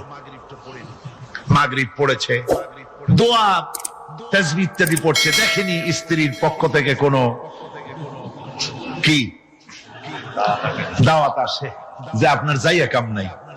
তো স্ত্রী বেচারিও বুঝে ফেলেছে তার স্বামীর দৌরত্ব কত দূর, সেই জন্য সেও আর কিছু ক্ষয় ঠয় না। এশা রক্ত যখন হয়ে গেছে তখন বিড়বিড় করে স্বামী বেচারা বলছে, মানুষ নাকাউয়ার জাত, সন্ধ্যার আগে ছিলাম কোথায় আর এখন আসলাম কোথায়। বউ ঘরে বসে কয় যে বুঝছি, আর যাওয়া লাগবে না বিদেশে। ঘরের থেকে বারান্দায় নামি তুমি বলো মানুষ না কাউয়ের জাত, সন্ধ্যায় ছিলা কোথায়, এখন নামছো কোথায়। তোমার আর বিদেশে যায় কাম নাই, তুমি ঘরে এসে মশারির মধ্যে ঢোকো। তো পৃথিবী থেকে মাত্র 2,32,000 মাইল দূরে চাঁদ, সেই চাঁদে অবতরণ করে বলছে মুহাম্মদ সাল্লাল্লাহু আলাইহি ওয়াসাল্লাম কি চাঁদে গেছে? আরে বেকুব, 2,32,000 মাইল দূরের চাঁদ নয়, 9,30,00,000 মাইল দূরের সূর্য নয়, কোটি কোটি সহস্র কোটি মাইল দূরের গ্যালাক্সি নয়, মিল্কি ওয়ে নয়, সমস্ত তারকারাজি গ্রহ পুঞ্জ সব কিছুকে পেরিয়ে গিয়ে 7 আকাশ ফুড়ে মুহাম্মদ সাল্লাল্লাহু আলাইহি সাল্লাম আরশে আজিম ভ্রমণ করেছেন, যা পৃথিবীর কোন বিজ্ঞানের পক্ষে সম্ভব নয়। সুতরাং মুহাম্মদ সাল্লাল্লাহু আলাইহি সাল্লাম সর্বকালের সর্বযুগের সব ব্যাপারে শ্রেষ্ঠ মহান ব্যক্তিত্ব। এরপরে আল্লাহ রাব্বুল আলামিন বলছেন, وَخَلَقْنَاكُمْ أَزْوَاجًا, আমি তোমাদের নারী এবং পুরুষের জোড়া পয়দা করেছি। অর্থাৎ এই পৃথিবীতে আল্লাহ রাব্বুল আলামিন মানুষের একটি সেক্স পয়দা করেন নাই, দুটি প্রকার করেছেন, একটি হচ্ছে নারী আর একটি পুরুষ। এই নারী আর পুরুষ আল্লাহ পাকের এটি একটি বিরাট কুদরত। এই নারী এবং পুরুষ সৃষ্টি করে পরস্পরের প্রতি আল্লাহ আকর্ষণ সৃষ্টি করেছেন। দুজনের একের প্রতি অপরের আকর্ষণ আল্লাহ পাক নিজেই সৃষ্টি করে দিয়েছেন। ওয়ামিন আয়াতিহি আন খালাকা লাকুম মিন আনফুসিকুম আজওয়াজান লিতাসকুনু ইলাইহা ওয়াজআলা বাইনাকুম মাওয়াদ্দাতাও ওয়া রাহমা। আমার অনেক নিদর্শনাবলীর মধ্যে এটিও একটি নিদর্শন যে আমি তোমাদের থেকে তোমাদের স্ত্রীদেরকে তোমাদের জোড়া পয়দা করেছি। আর কি করেছি, কেন করেছি? লিতাসকুনু ইলাইহা, যাতে করে তোমরা পরস্পর পরস্পরের কাছ থেকে শান্তি, প্রীতি, প্রেম, ভালোবাসা, মহব্বত লাভ করতে পারো। এটা আমার নিদর্শন একটি। কিরকম নিদর্শন? ভিন্ন পরিবেশে লালিতা পালিতা একটি মেয়ে ভিন্ন পরিবেশে লালিত পালিত একটি পুরুষের সঙ্গে যখন বিবাহ হয়ে যায়, আল্লাহ রাব্বুল আলামিন বলেন আমি তখন একের প্রতি অপরের মহব্বত আর ভালোবাসা আমি আল্লাহ তৈরি করে দেই। ওই মেয়েটি জানার কথা না, মেয়েটির বাড়ি হচ্ছে লংলা, শ্রীমঙ্গল, বিয়ে হয়েছে দিনাজপুর। দিনাজপুরের লোকেরা বোয়াল মাছ খায় না, কিন্তু এখানের লোকেরা বোয়াল মাছ খুব পছন্দ করে। কথা বুঝতে পেরেছে? এখানে কথাবার্তা এক রকমের, সেখানের কথাবার্তা আর এক রকমের। এই দুইটা মিলাইয়া কিতে হয়েছে তো কিতে হয়েছে। কথা বুঝতে এখন উপায়টা কি? অথচ এই দুই স্বামী স্ত্রীর মধ্যে আল্লাহ পাক কি মহব্বত পয়দা করে দেন, একজন আরেকজনের জন্য জীবন দিতে প্রস্তুত হয়ে যায়। সুবহানাল্লাহ পড়ে। আল্লাহ রাব্বুল আলামিন বলেন ওয়াজআলা বাইনাকুম মাওয়াদ্দাতান, প্রথমে তো ভালোবাসা সৃষ্টি করি, প্রেম সৃষ্টি করি। বিবাহ হওয়ার পর যে ভালোবাসা হয় বিশেষ উদ্দেশ্যকে সামনে রেখে ওই ভালোবাসা হয়। এরপরে যখন বয়স বাড়তে থাকে, যখন বার্ধক্য আসে, তখন ওই ভালোবাসাটা আর থাকে না যেটা ছিল প্রথম। সেটা আমি ওয়াজআলা বাইনাকুম মাওয়াদ্দাতান ওয়া রাহমা, মাওয়াদ্দা তখন রহমতে পরিণত হয়ে যায়। প্রথমে থাকে একটা প্রেম কেন্দ্রিক ভালোবাসা। পরবর্তী সময় যখন স্বামী বুড়ো হয়ে যায় আর স্ত্রী যখন বুড়ি হয়, তখন আল্লাহ পাক বলেন আমি উভয়ের মধ্যে সহৃদয়তা, করুণার সৃষ্টি করে দেই। পরস্পর পরস্পরের প্রতি আকর্ষণ তখন আরো বাড়িয়ে দেই। একজন আর একজন ছাড়া চলে না, বুড়ার বুড়ি ছাড়া উপায় থাকে না। ঘরের মধ্যে ফ্রিজ আছে, কালার টিভি আছে, তারপরে সুন্দর বিছানাপত্র আছে, কোন জিনিসের অভাব নাই বুড়া। হঠাৎ করে বুড়ি একদিন মারা গেল, বুড়ায় কয় আমি গৃহশূন্য হয়ে গেছি। সব আছে, তারপরেও যে গৃহশূন্য হয়ে গেছি, তার মানে গৃহের প্রাণটাই চলে গেছে। বুড়া বয়সে সন্তান খোঁজ খবর নেয় না, সন্তানের বউ খোঁজ খবর নেয় না। বুড়ার গরম পানিটা, উজুর পানিটা, তার খাবারটা, তার পানটা, তার যা প্রয়োজন বুড়ি সব এগিয়ে নিয়ে আসে। আর বুড়াও বুড়ির জন্য তখন প্রথম জীবনের চাইতে আরো বেশি মহব্বত বাড়ে, বুড়ির দিকে খোঁজ খবর আরো বেশি করে নেয়। ঠিক কিনা কন? বুঝবেন যারা বুড়া আর বুড়ি আছেন। আল্লাহ পাক বলেন এটা আমি করি। কে বলছেন এ কথা? আল্লাহ পাক বলছেন আমি করি। এ মহব্বত আল্লাহর দান। দেখুন রাসূল করিম সাল্লাল্লাহু আলাইহি ওয়াসাল্লামের ঘরে দৌলত ছিল না, কিন্তু মহব্বত দিয়ে ঘরটা ভরা ছিল। সুবহানাল্লাহ বিহামদি। দৌলত ছিল না, মহব্বত দিয়ে ভরা ছিল। হযরত আয়েশা সিদ্দিকা রাদিয়াল্লাহু তাআলা আনহা বলেছেন আমি গ্লাসে পানি পান করে রেখে দেওয়ার পর রাসূলুল্লাহ গ্লাসটা হাতে নিয়ে আমি যেখানে ঠোঁট লাগিয়ে পানি পান করেছি, আল্লাহ নবী ওইখানেই ঠোঁট লাগায় পানি পান করতেন। মুহাব্বত। হযরত আয়েশা বলেন আমি গোশত খেয়ে, হাড্ডি খেয়ে হাতে ধরে রেখেছি, খাবো বা রাখবো। আল্লাহ নবী তখন আমার হাতের থেকে গোশত বা হাড্ডিটা আমার হাত থেকে নিয়ে আমি গোশতের যে অংশে কামড় দিয়েছি, রাসূলুল্লাহ সেখানে মুখ লাগিয়ে খেতেন। দৌলত ছিল না হুজুরের ঘরে এক ফোঁটা, কিন্তু মহব্বত ছিল ঘরটা ভরা। হযরত আয়েশা বলেছেন রাসূলুল্লাহ কাজ করে কষ্ট করে ঘরের ভিতরে ফিরে যখন দেখেছেন রান্না বান্না সারা হয় নাই, হুজুর ক্ষুধার্ত অথচ আমার রান্না শেষ হয় নাই, নবীজি রাগ করেন নাই, অসন্তুষ্ট হন নাই, ভুরু কুঞ্চিত করেন নাই, চোখ গরম করেন নাই, বরং আমার কাছে বসে রান্না বান্নায় আমাকে আল্লাহর নবী, বিশ্ব নবী মুহাম্মদ রাসূলুল্লাহ সাল্লাল্লাহু আলাইহি ওয়াসাল্লাম আমাকে সহযোগিতা করেছেন। স্বামী স্ত্রী ভালোবাসা হচ্ছে স্বর্গীয় নিয়ামত, জান্নাতের নিয়ামত। সুবহানাল্লাহ পড়েন। যেই ঘরে স্বামী আর স্ত্রীর মধ্যে সাপ আর বেজির সম্পর্ক, দাঁড় কুমড়োর সম্পর্ক, এই ঘরটা যতই বিদেশি আধুনিক সৌন্দর্যের উপকরণ আদি দিয়ে ভরপুর থাকুক না কেন, এই ঘরটা, এই বিল্ডিংটা জাহান্নামের টুকরা, ঠিক না? আর স্বামী স্ত্রীর যদি ভালোবাসা থাকে, তাহলে ঘরটা যদি কুড়ে ঘর হয়, তারপরেও সে ঘরটা হচ্ছে একটা জান্নাতের টুকরা। অনেক স্ত্রী আছে স্বামীর সাথে মহব্বত নাই, উল্টো পাল্টা কারবার। ওই রকম এক স্বামীর কাছে খবর আসছে যে আপনি তো এই গ্রামের মাতবাড়ি করেন, বিচার আচার করতেছেন, আপনার বউ তো গোসল করতে গিয়ে পড়ে গেছে নদীর মধ্যে। তো লোকটা দৌড় দিয়েছে, দৌড়ে গেছে, যায় কয় যে কোন জায়গায় পড়ছে, কয় যে এইখানে পড়ছে। লোকটা তখন জোয়ারের পানি যাচ্ছিল এইদিকে, লোকটা দৌড় দিছে উল্টা দিকে। লোকেরা কয় যে মিয়া, তোমার বউ পড়েছে এইখান থেকে জোয়ারের পানি এদিকে যায়, তুমি উল্টা দৌড়াও কেন? মাতবার বলছে যে দেখো, এটা হচ্ছে আমাদের ইন্টারনাল অ্যাফেয়ার্স, এটা বুঝবা না। এই স্ত্রী সারাটি জীবন আমার উল্টা চলেছে। আমি যদি বলেছি 100, সে বলেছে 335। আমি যদি বলেছি এখন দিনের 12টা, সে বলেছে এখন রাত 3:35। সম্পূর্ণ উল্টা সারা জীবন যে চলেছে। সে যে নদীতে পড়ে জোয়ারে গেছে, আমি তা বিশ্বাস করি না, উল্টাই গেছে। এই রকমের এক শ্রেণী আছে, স্বামী উল্টা থাকে, স্ত্রী উল্টা থাকে, এরকমও হয়। সুতরাং স্বামী এবং স্ত্রীর মধ্যে মহব্বত আর ভালোবাসা, এটি মাবুদের একটি বিরাট নেয়ামত। অন্যের স্ত্রীর দিকে তাকালে কাম ভরে, খারাপ নজরে তাকালে জেনার গুনাহ হবে। হাত দিয়া ধরলে কাম ভাবে জেনার গুনাহ হবে। কিন্তু কোন স্বামী যদি তার স্ত্রীর দিকে প্রেম ভরে, ভালোবাসা ভরে তাকায়, আর স্ত্রীর হাতকে প্রেম আর ভালোবাসার সাথে যদি স্ত্রীর হস্ত ধারণ করে, কিতাবে এসেছে স্বামী এবং স্ত্রীর উভয়ের সগীরা গুনাহ আল্লাহ রাব্বুল আলামিন মাফ করে দেন।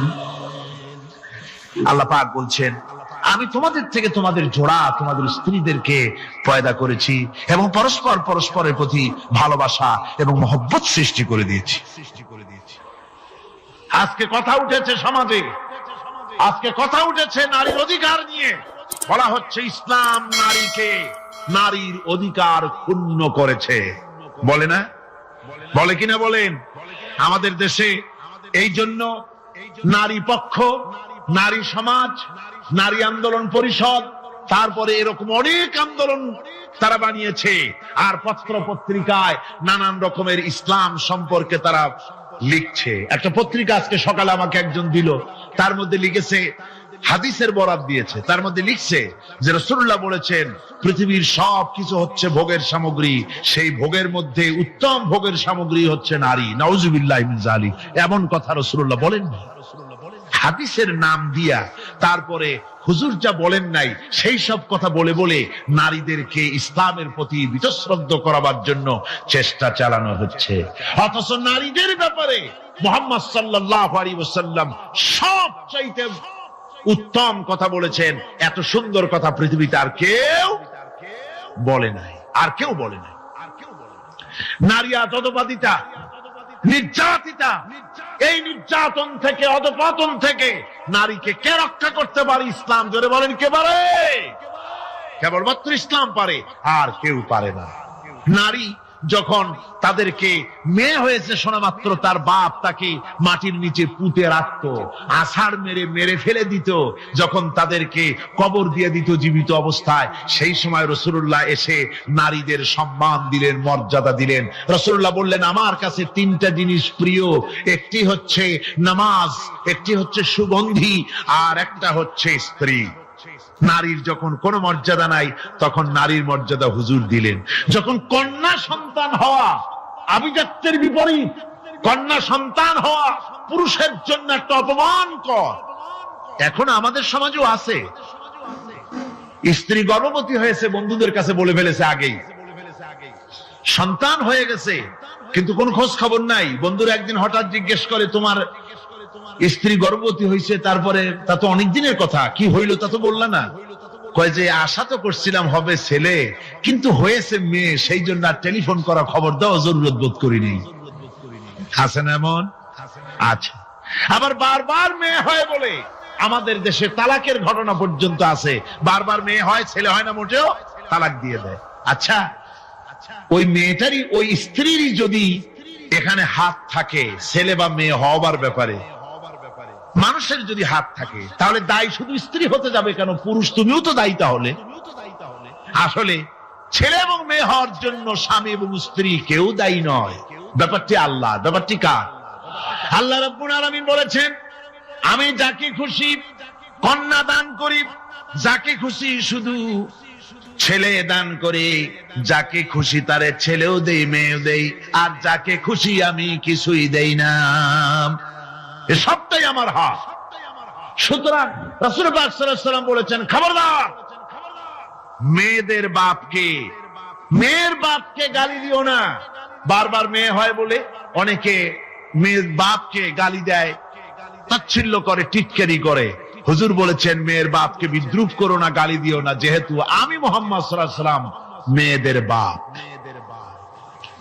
রাসূল পাক সাল্লাল্লাহু আলাইহি ওয়াসাল্লাম বলেছেন, যে ঘরে একটা কন্যা সন্তান জন্মগ্রহণ করে, যে ঘরের ভিতরে একটি কন্যা সন্তান জন্মগ্রহণ করে, ওই ঘরের ভিতরে আল্লাহ রাব্বুল আলামিনের রহমতের ফেরেশতা ঢুকে সালাম দেয় আর বলে, আসসালামু আলাইকুম ইয়া আহলাল বাইত, হে ঘরের মালিকেরা, তোমাদের উপরে আল্লাহর রহমত বর্ষিত হোক। রহমতের ফেরেশতারা ঘরের ভিতরে প্রবেশ করে কন্যা সন্তানটির মাথার উপরে হাত বুলায় আর বলতে থাকে, এই দুর্বল দেহ একটি দুর্বল দেহের ভেতর থেকে বেরিয়ে এসেছে, এই কন্যা সন্তানটিকে যে লালন পালন করবে আল্লাহ রাব্বুল আলামিন তাকে শান্তিতে রাখবেন। রাসূল পাক সাল্লাল্লাহু আলাইহি ওয়াসাল্লামের কাছে একজন এসে বলছে, ইয়া রাসূলুল্লাহ, আমার এক মেয়ে। হুজুর কয়, তোমার এক বেহেশত। আর একজন কয়, হুজুর আমার দুই মেয়ে। কয়, তোমার দুই বেহেশত। এরকম হাদিস আছে নাকি যে একজন বললো আমার এক ছেলে, আর হুজুর বলছেন তোমার এক বেহেশত? আছে এমন? সুতরাং মেয়েকে কি মর্যাদা দিয়েছে ইসলাম। রাসূলুল্লাহ বললেন, যার তিনটি মেয়ে আছে আর ওই তিনটি মেয়েকে আদব শিক্ষা দিয়েছে, তারবিয়াত শিক্ষা দিয়েছে, দ্বীন শিক্ষা দিয়েছে, স্নেহ করে, স্নেহ দিয়ে লালন পালন করেছে, তারপরে সৎ পাত্রস্থ করেছে, ওই মেয়ের লালন পালনকারী মাতা পিতা আর আমি মুহাম্মদ সাল্লাল্লাহু আলাইহি ওয়াসাল্লাম কিয়ামতের দিন একই জান্নাতে পাশাপাশি অবস্থান করব। সুবহানাল্লাহ ওয়া বিহামদিহি। মেয়ের ব্যাপারে রাসূলুল্লাহ এত কথা বলেছেন, নারীদের ব্যাপারে এত কথা বলেছেন। হুজুর বলেছেন, তোমরা যখন সফরে যাবে, সফর থেকে আসার সময় আমরা অনেকে হাদিয়া তোহবা নিয়ে আসি, জামা কাপড়, মিষ্টি, চকলেট ইত্যাদি আমরা নিয়ে আসি, আনি না? কি বলেন, আনি না? আল্লাহর নবী বলেছেন, বাইরের থেকে, সফর থেকে, বাজার থেকে হাদিয়া তোহবা ঘরের জন্য জানবে, এনে যখন তোমরা তা দেওয়া শুরু করবে, সর্বপ্রথম মেয়ে থেকে দেওয়া শুরু করবে। মেয়েকে আগে দাও। হুজুর সাল্লাল্লাহু আলাইহি ওয়াসাল্লাম তার কলিজার টুকরা মেয়ে ফাতেমাকে মহব্বত করতেন, এত মহব্বত করতেন, কোন দিকে যাওয়ার আগে সকলের সঙ্গে দেখা করে শেষে দেখা করতেন হযরত ফাতেমার সঙ্গে। আবার সফর থেকে ফিরে এসে সর্বপ্রথম তিনি দেখা করতেন হযরত ফাতেমা রাদিয়াল্লাহু তাআলা আনহার সঙ্গে। একবার হযরত আলী এবং হযরত ফাতেমার মধ্যে মনোমালিন্য হলো, হুজুরের মুখটা মলিন হয়ে গেল, রাসূল পাকের মুখ মলিন হয়ে গেল। হুজুর সাল্লাল্লাহু আলাইহি ওয়াসাল্লাম ঘরের মধ্যে প্রবেশ করলেন, হযরত আলীর ঘরে হযরত ফাতেমা এবং আলীকে এক জায়গায় বসালেন। কিছুক্ষণ পর হুজুর বেরিয়ে এলেন, হুজুরের মুখে হাসি। সাহাবায়ে কেরাম বললেন, হুজুর একটু আগে আপনার মুখ মলিন দেখেছি, এখন খুব উৎফুল্ল মনে হচ্ছে। হুজুর বলছেন, আমি তাদের মধ্যে মনোমালিন্যটা দূর করে দিয়ে এসেছি। ফাতেমা আমার কলিজার টুকরা, যে ফাতেমাকে ব্যথা দেয় সে আমি মুহাম্মদ সাল্লাল্লাহু আলাইহি ওয়াসাল্লামকে ব্যথা দেয়। রাসূল পাক সাল্লাল্লাহু আলাইহি ওয়াসাল্লাম কন্যাদেরকে এভাবে মর্যাদার কথা বলেছেন। এই কন্যা আস্তে আস্তে যখন বড় হয়ে যায়, যখন বধূ হয়, বধূ হিসেবে তার মর্যাদা ইসলাম কতখানি দিয়েছে, রাসূল পাক সাল্লাল্লাহু আলাইহি ওয়াসাল্লাম কতখানি দিয়েছেন আপনারা লক্ষ্য করেন। হাদিস শরীফ পড়া নাই, জানা নাই বলে আজকে এক শ্রেণীর নারীরা তারা কমিউনিস্টদের খপ্পরে পড়ে, সমাজতন্ত্রের খপ্পরে পড়ে, নাস্তিকদের খপ্পরে পড়ে গোটা মহিলা সমাজকে চেষ্টা করতেছে ইসলাম থেকে দূরে সরাবার জন্য, ঠিক কিনা কও? হযরত আয়েশা বলেছেন, আমি যখন ঘরে কাজ করতেছি, হুজুর বাইরের থেকে এসে দেখেছেন আমার রান্না করতে দেরি আছে, খাবার দাবার এখনো রেডি হয় নাই, হুজুর ক্ষুধার্ত, কিন্তু হুজুর ভুরু কুঞ্চিত করেননি, হুজুর বিরক্ত হননি, হুজুর আমাকে গালমন্দ করেননি, আমার কাছে বসে তিনি আমার রান্নার সহযোগিতা করেছেন। সুবহানাল্লাহি ওয়া বিহামদিহি, জোরে বলেন সুবহানাল্লাহি ওয়া বিহামদিহি। ভাইরা আমার, হযরতে আয়েশা সিদ্দিকা রাদিয়াল্লাহু তাআলা আনহা বয়সে কম ছিলেন অন্যদের চাইতে। বিশ্বনবী সমস্ত রাজকার্য, রাষ্ট্রীয় কার্য, নবুয়তের দায়িত্ব পালন করে স্ত্রীর হক আদায় করতে ভুলে যাননি। আধো আধো জ্যোৎস্না প্লাবিত রাত রাসূলুল্লাহ হযরত আয়েশাকে বলছেন, চলো আমরা একটু পায়চারি করে আসি বাইরের থেকে। ঘুরতে ঘুরতে হুজুর বলছেন, দেখো তো ওই যে দূরে দেখা যায় একটা জিনিস, চলো আমরা দৌড় দেই, দেখি কে আগে ওই জায়গায় পৌঁছতে পারে। দুজনে মিলে দৌড় দিলেন। হযরত আয়েশা বললেন, আমি হুজুরকে পেছনে ফেলে দ্রুত গতিতে আমি দৌড়িয়ে লক্ষ্যবস্তুর কাছে চলে গেলাম। হুজুর সাল্লাল্লাহু আলাইহি ওয়াসাল্লাম যখন ধীরে সুস্থে আমার কাছে এলেন, আমি বললাম, দেখছেন আপনি কিন্তু আমার সাথে দৌড়ে পারেন নাই। হযরত আয়েশা বলছেন, এর কিছু কাল পরে আবার একদিন রাসূলুল্লাহ দৌড় প্রতিযোগিতার ব্যবস্থা করলেন, দৌড় দিলাম। হযরত আয়েশা বলছেন, সেই সময়ের তুলনায় আমার শরীর কিছুটা স্থূল এবং ভারী হয়ে গেছে, আমি দৌড়াইয়া পারলাম না, আমি পেছনে পড়ে গেলাম। হুজুর আমার আগে চলে গেলেন লক্ষ্যবস্তুর কাছে। আমি হাঁপাতে হাঁপাতে যখন রাসূলের কাছে চলে গেছি, রাসূল পাক মুস্কি হেসে আমাকে বললেন, আয়েশা, ওই সেই দিনের প্রতিশোধ আজকে নিলাম। সুবহানাল্লাহি ওয়া বিহামদিহি, সেদিনের জবাব আজকে দিয়ে দিলাম। স্বামী স্ত্রীর দাম্পত্য জীবনের এই দৃশ্য কতখানি উপভোগ্য, সুবহানাল্লাহি ওয়া বিহামদিহি। এই জন্য স্বামী স্ত্রীর ভিতরে যে মুহাব্বত, এটা বেহেশতি অবদান, এটা জান্নাতের অবদান, এটা আল্লাহর নিয়ামত। এটা কি ধরে কোন? আল্লাহর নিয়ামত। এই নিয়ামত যে ঘরের মধ্যে আছে সে ঘরটা বেহেশত। সে ঘরটা কি? বেহেশত। আর আপনার ঘরের মধ্যে রেডিও আছে, টিভি আছে, ফ্রিজ আছে, ডিসি আছে, এসি আছে, কত কিছু আছে, কিন্তু স্বামী স্ত্রীর মধ্যে সাপে আর বেজির সম্পর্ক, দাঁড় কুমড়ার সম্পর্ক। এই ঘরটা জাহান্নামের শামিল। আছেন এক পদের স্ত্রী, স্বামীও আছে এরকম এক পদের স্বামী আছে, সমানে পিটায় মেয়ে লোক, পিটাইতেই থাকে। রাসূলুল্লাহ বলেছেন, খবরদার স্ত্রীদেরকে মেরো না, দাসীদের মতো প্রহার করো না, তাহলে আগামী রাত্রে যখন তার কাছে তুমি যাবে তখন কি তোমার শরম করবে না? রাসূল পাক সাল্লাল্লাহু আলাইহি ওয়াসাল্লাম নারী পুরুষের সমান অধিকার দিয়েছে। ভালোবাসা এবং মহব্বত থাকতে হবে, একে অপরের উপরে বাজিমাত করার প্রতিযোগিতা থাকা উচিত নয়। স্বামী হয়েছেন বলে তিনি একেবারে নওয়াবজাদা নসরুল্লাহ খান হয়ে যাবে তা না। আবার স্ত্রী স্বামীকে গোলাম হিসাবে ব্যবহার করবে তাও না। ভালোবাসা, শ্রদ্ধা, পারস্পরিক মহব্বত হিসেবে মর্যাদা সমান রাখা হয়েছে। কিন্তু মাঝে মধ্যে দেখা যায়, কিছু অভিযোগ পাওয়া যায়, স্ত্রীরা এমনও করে স্বামীকে একেবারে গোলামদের মতোই রাখে। এই রকমের এক শ্রেণীর আছে। সমান অধিকারের চিন্তা নিয়ে স্বামী নির্যাতনের কোনো প্রশ্নই ওঠে না। রাসূলুল্লাহ আবার মর্যাদা পুরুষের এক ধাপ বাড়ায় দিয়েছেন। আল্লাহর নবী বলেছেন, এই পৃথিবীতে মানুষকে যদি আমি মানুষের সামনে সেজদা করার জন্য যদি অর্ডার করতাম, তাহলে দুনিয়ার সমস্ত নারীদেরকে অর্ডার করতাম তার স্বামীকে সেজদা করার জন্য। মর্যাদা বাড়ানো রয়েছে, কিন্তু অধিকার সমান, সমান অধিকার দেওয়া হয়েছে। ইসলাম নারীর অধিকার দিয়েছে, স্বামী স্ত্রীর মহব্বত এবং ভালোবাসা সৃষ্টি করে দিয়েছেন। এটা আল্লাহর নিয়ামত। আমার বন্ধুগণ, আজকে আমার সমাজে বলা হচ্ছে নারীদেরকে ঠকাইছে ইসলাম। বলে কি দিয়ে ঠকানো হলো? বলে ইসলাম ঠকিয়েছে একটা ছেলে সমান দুইটা মেয়ে। একটা ছেলেতে যা পাবে দুইটা মেয়েতে তাই পায়, এই জন্য মেয়েকে ঠকানো হয়েছে। একথা বলেছেন আমাদের দেশের সুপ্রিম কোর্টের একজন চিফ জাস্টিস। অবসরপ্রাপ্ত, নাম নেব না আমি। তো আমরা এটা শোনার পরে বললাম যে বাংলাদেশ পৃথিবীর দ্বিতীয় বৃহত্তম মুসলিম দেশ, এই দেশের সুপ্রিম কোর্টের চিফ জাস্টিস হয়ে কোরআন সম্পর্কে জ্ঞান এত নগণ্য, এত কম, এত পুর, তার জ্ঞানের এই বহর দেখে আমাদের শুধু করুণাই হয়। কোরআনে কারীমের এক জায়গায় তিনি দেখেছেন এক ছেলে সমান 2 মেয়ে, কিন্তু মেয়েকে যে আরো অনেক জায়গা থেকে দেওয়া হয় তা কি লক্ষ্য করো নাই? ছেলে তো এক জায়গায় পিতার কাছ থেকে বোনের ডাবল পেল, বোনের তুলনায় বেশি পেল এক জায়গায়, কিন্তু বোনকে মেয়েকে অনেক জায়গা থেকে আল্লাহ দেওয়ার ব্যবস্থা করেছেন।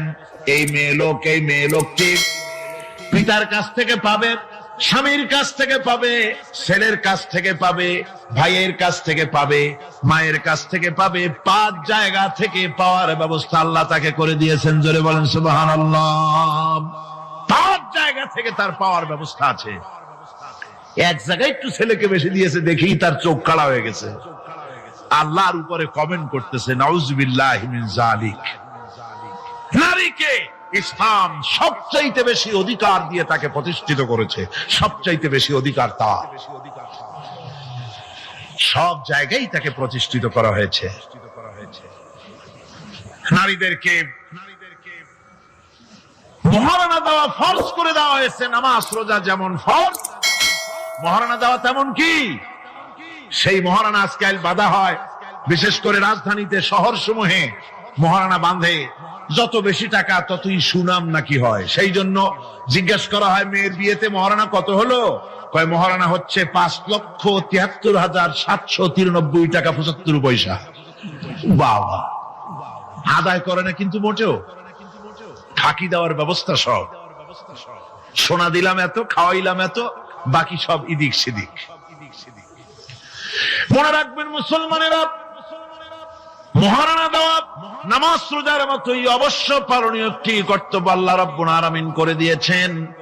কোন স্বামী যদি মহারণা ধার্য করার পর যদি আদায় না করেন, স্ত্রী যদি স্বেচ্ছায় মহারণার টাকা মাফ না করে দেয়, তাহলে কিয়ামতের দিন ওই স্বামীকে আল্লাহর দরবারে জিনাকারের কাতারে দাঁড়াতে হবে। ربنا ظلمنا أنفسنا وإن لم تغفر لنا وترحمنا لنكونن من الخاسرين সবাই পড়েন ربنا ظلمنا أنفسنا وإن لم تغفر لنا وترحمنا لنكونن من الخاسرين ربنا ظلمنا أنفسنا وإن لم تغفر لنا وترحمنا لنكونن من الخاسرين রব্বুল আলামিন প্রচন্ড ঠান্ডাকে উপেক্ষা করে হাজার হাজার নারী পুরুষ স্টেপনি গ্রিন স্কুলে আল্লাহ তোমার কোরআন শোনার জন্য, তোমার নবীর হাদিস শোনার জন্য দীর্ঘক্ষণ বসে আছেন। এতক্ষণ আমরা যা আলোচনা করলাম, দরুদ ও সালাম পড়লাম, মেহেরবানি করে সওয়াবটুকু রাসূল করিম সাল্লাল্লাহু আলাইহি ওয়াসাল্লামের রূহ মুবারকে পৌঁছায় দাও।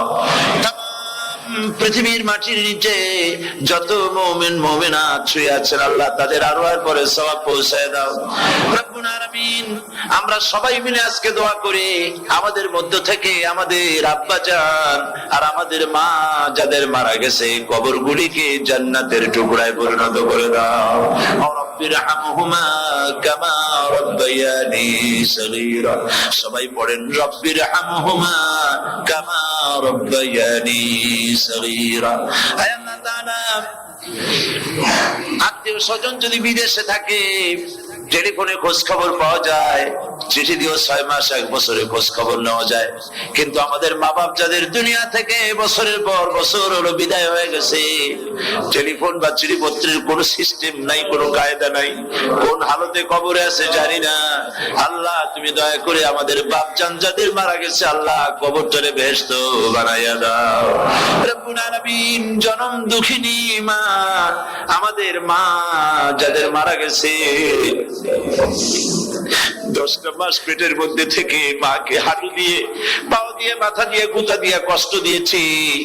আবার মা ডেলিভারিতে নিদারুণ কষ্ট করেছেন, যা মা ছাড়া কেউ বুঝবে না। এরপরে 2.5 বছর পর্যন্ত মায়ের বুকের দুধ চুষে চুষে খেয়ে মাকে বিরক্ত করেছি, পেশাব পায়খানা করে মাকে কষ্ট দিয়েছি। আল্লাহ তাআলা, আমাদের মা বাপ অনেকেরই গরিব ছিল, খাট নাই, বিছানা নাই, তোষক ছিল না, কোন রকম করে আল্লাহ তাআলা বিছানায় শোয়া থাকতো, পেশাব করে, ছেলে মেয়ে পেশাব করে বিছানা ভিজাই দিয়েছে। মা নিজে আঁচলটা ভিজা আঁচলের উপরে শুয়ে ছেলেকে মেয়েকে বুকের উপরে করে সারাটা রাত কাটাই দিয়েছে। এই মা যার দুনিয়া থেকে বিদায় হয়ে গিয়েছে, আল্লাহ দয়া করে কবরটাকে জান্নাতের টুকরা বানাইয়া দাও। আল্লাহ তাআলা, আমাদের মা বাপ যাদের মারা গেছে তাদের উপর তোমার রহমত নাজিল করো। আমাদের দাদা দাদি, নানা নানি, আত্মীয় স্বজন, পাড়া প্রতিবেশী যারা মারা গেছে তাদের উপরে রহম করো রব্বুল আলামিন। আল্লাহ তাআলা, আমরা যারা হাত তুলেছি, তোমার বান্দা বান্দিরা হাত তুলেছে, তুমি আরশে আজিম থেকে একটু তাকায় দেখো। আমরা কোন রাজা বাদশার কাছে হাত তুলি নাই, আমরা কোন প্রধানমন্ত্রী প্রেসিডেন্টের কাছে হাত তুলি নাই, কোন পীর বুজুর্গের কাছে হাত তুলি নাই। আমরা হাত তুলেছি শাহনশাহ রব্বুল আলামিনের দরবারে। রব্বুল আলামিন, আমরা যতগুলি লোক হাত তুলেছি এর মধ্যে জিনাকার থাকতে পারে, মদখোর থাকতে পারে, বেনামাজি থাকতে পারে, সুদখোর থাকতে পারে। আল্লাহ, কত রকমের গুনাহ করে আমরা হাত তুলেছি। আল্লাহ, তুমি যদি দয়া করো আজকে আমাদের এই লোকগুলি কি তোমার বান্দা বান্দি গুলারে যদি মাফ করে দাও, আকাশের জমিনে এমন কেউ নাই যার কাছে তোমার জন্য কৈফিয়ত দেওয়া লাগে। রব্বুল আলামিন, দয়া করে আমাদের জিন্দেগির গুনাহ মাফ করে দাও। আল্লাহ তাআলা, আমার মা বোনেরা কষ্ট করে ঠান্ডাকে উপেক্ষা করে যারা এসেছেন, আল্লাহ তুমি মা বোনদের হায়াত দারাজ করে দাও, মা বোনদেরকে পর্দায় থাকার তৌফিক দিয়ে দাও। আয় আল্লাহ, মা বোনদের এমন জীবন যাপন করার তৌফিক দাও যাতে করে কিয়ামতে হযরত আয়েশা, হযরত খাদিজা, হযরত ফাতেমার সঙ্গে হাসর নসিব হয়ে যায়। আল্লাহ, যে সমস্ত মা বোনদের বিয়ে হয়েছে, বাচ্চা হয় নাই, আল্লাহ তুমি তাদেরকে নিঃসন্তানীকে বাচ্চা দিয়ে দাও। যাদের মেয়ে বড় হয়েছে, বিয়ে দিতে পারে না, বিয়ের বন্দোবস্ত করে দাও। রব্বুল আলামিন, মা বোনদের যাদের রোগ আছে, ব্যাধি আছে, আল্লাহ দয়া করে সব অসুখ মাফ করে দাও। আল্লাহ, আমরা যারা হাত তুলেছি, ঋণগ্রস্তদের ঋণ পরিশোধের তৌফিক দান করে দাও। আল্লাহ তাআলা, অসুখ বিসুখ যাদের আছে মাফ করে দাও। যারা নাকি হালাল ব্যবসা করে, হালাল ব্যবসা বরকত দিয়ে দাও। হারাম ব্যবসা যারা করে, আল্লাহ মদের ব্যবসা যে হারাম ব্যবসা, তুমি মুসলমানদের মনের মধ্যে জাহান্নামের ভয় দিয়ে দাও। আল্লাহ, মদের ব্যবসার মতো জঘন্য ব্যবসা থেকে মুসলমানদের বাঁচাও। আল্লাহ, আল্লাহ রব্বুল আলামিন, জিনা থেকে বাঁচাও, সুদ থেকে বাঁচাও, ঘুষ থেকে বাঁচাও। এই পবিত্র রমজান মাস আসতেছে, কাদের তুমি মাফ করবে, তুমি রাসূল করিম সাল্লাল্লাহু আলাইহি ওয়াসাল্লাম আখিরি শাবানে খুতবা পেশ করেছিলেন এবং সেই খুতবায় তিনি বলেছিলেন, হে উপস্থিত জনগণ, হে মানব মণ্ডলী, আল্লাহ পাক আমাদের জন্য একটি পবিত্র মাস আমাদেরকে দিচ্ছেন, দান করেছেন, যে মাসটির নাম হচ্ছে রমাদান। রমাদান হচ্ছে রামদুন, রা মিম দত, রম ধাতু থেকে উৎপত্তি, এর অর্থ হচ্ছে জ্বালানো, পুড়িয়ে দেওয়া, ভস্ম করে দেওয়া। রমাদান, রমজান মুবারকে যারা নাকি সিয়াম সাধনা করে, আত্মত্যাগ করে, অর্থাৎ তিতিক্ষা, ত্যাগ এবং তিতিক্ষা করে, রমজান মুবারকে আল্লাহ পাক যেভাবে রোজা চান ওইভাবে যারা রোজা রাখে, তাদের সমস্ত গুনাহ সমূহকে আগুন যেমন আবর্জনাকে জ্বালিয়ে দেয়, রোজা যদি সঠিকভাবে কারো হয় তাহলে তার গুনাহগুলিকে এইভাবে জ্বালিয়ে ভস্ম করে দেয়। সুবহানাল্লাহ বিহামদিহি। এই রমাদান আমাদের সামনে। আমি আমার আলোচনার শুরুতে আমি আপনাদের খেদমতে আরজ করতে চাই যে মাসটির মধ্যে আমরা প্রবেশ করতে যাচ্ছি, দুটি জিনিস আমাদের সামনে এখন। একটি হচ্ছে আমরা মাহে রমজানকে ইস্তেকবাল করতে যাচ্ছি, মাহে রমজান আমাদের সামনে। দোয়া করে নেই যে আল্লাহ পাক এই পবিত্র রমজানের সম্মান করার মতো তৌফিক আমাদেরকে দান করো, আর যেভাবে রোজা রাখলে পরে তুমি খুশি হও সেইভাবে আমাদেরকে রোজা রাখার তৌফিক দান করো, বলি আমিন। এটি হচ্ছে সর্বশ্রেষ্ঠ মাস আল্লাহ পাক মুসলমানদের জন্য দান করেছেন। আবারও বলি আলহামদুলিল্লাহ। কোরআন শরীফের মধ্যে আল্লাহ সমস্ত ইবাদতের কথা বলেছেন, কিন্তু কিন্তু ডিটেইলস আলোচনা করেন নাই। হজ করতে হবে কিন্তু উকুফে আরাফা করতে হবে, রমিয়ে হিজার করতে হবে, রমিয়ে জিবার করতে হবে, তারপরে 7 বার তাওয়াফ করতে হবে, সাফা মারওয়া সাই করতে হবে। এগুলি কিন্তু কোরআন শরীফে আসে নাই, ডিটেইলস আসে নাই। নামাজ পড়তে হবে কিন্তু জোহরে কয় রাকাত, আসরে কয় রাকাত, মাগরিবে কয় রাকাত, এই রাকাতগুলি কিভাবে বিন্যস্ত করতে হবে কোরআন শরীফে তা আসে নাই, বর্ণনা করা হয়নি।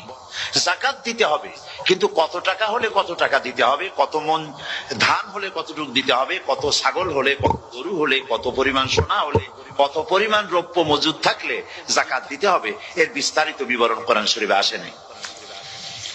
চিন্তা হতে পারে যে তাহলে এগুলো আমরা পাইলাম কই? আমরা পেয়েছি কোরআনের ব্যাখ্যা হচ্ছে রাসূল করিম সাল্লাল্লাহু আলাইহি ওয়াসাল্লাম, হুজুর এটাকে আমাদেরকে বলে দিয়েছেন। তিনি সারে ছিলেন, শরীয়ত প্রণেতা ছিলেন। তো সমস্ত ইবাদতকে আল্লাহ পাক সংক্ষেপে সংক্ষেপে তিনি আউটলাইন অথবা গাইডলাইন তিনি দিয়েছেন আল্লাহ পাক। রমজান মুবারক হচ্ছে একমাত্র ইবাদত যে রমজান সম্পর্কে আল্লাহ পাক ডিটেইলস পূর্ণ একটি রুকু আল্লাহ পাক আলোচনা করেছেন। সুবহানাল্লাহ। রোজা শুরু করবেন কোনখান থেকে, শেষ করবেন কোথায় গিয়ে, সফরে প্লেনে যখন চলবেন তখন আপনার রোজার অবস্থা কি হবে, যদি দেশে যান তখন কি হবে, অসুস্থ হলে কি হবে, কিভাবে রোজা রাখবেন, কিভাবে রোজা ভাঙবেন, তারপরে কখন শুরু হবে, কখন কি হবে ইত্যাদি বিস্তারিত বিবরণ।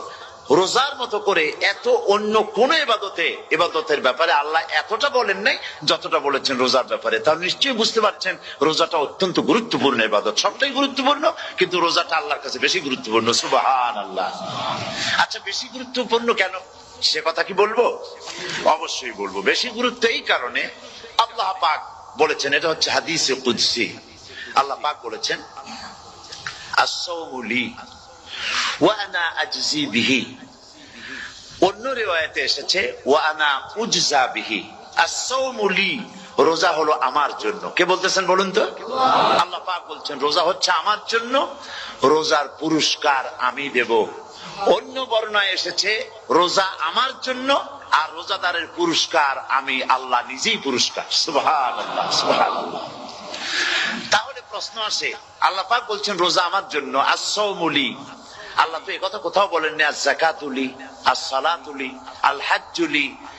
রোজা আমার কি বলে, যাকাত আমার জন্য, হজ আমার জন্য, নামাজ আমার জন্য, একথা কিন্তু আল্লাহ বলেন নাই। অবশ্যই আমরা যাকাত হোক, নামাজ হোক, হজ হোক কার জন্য করি?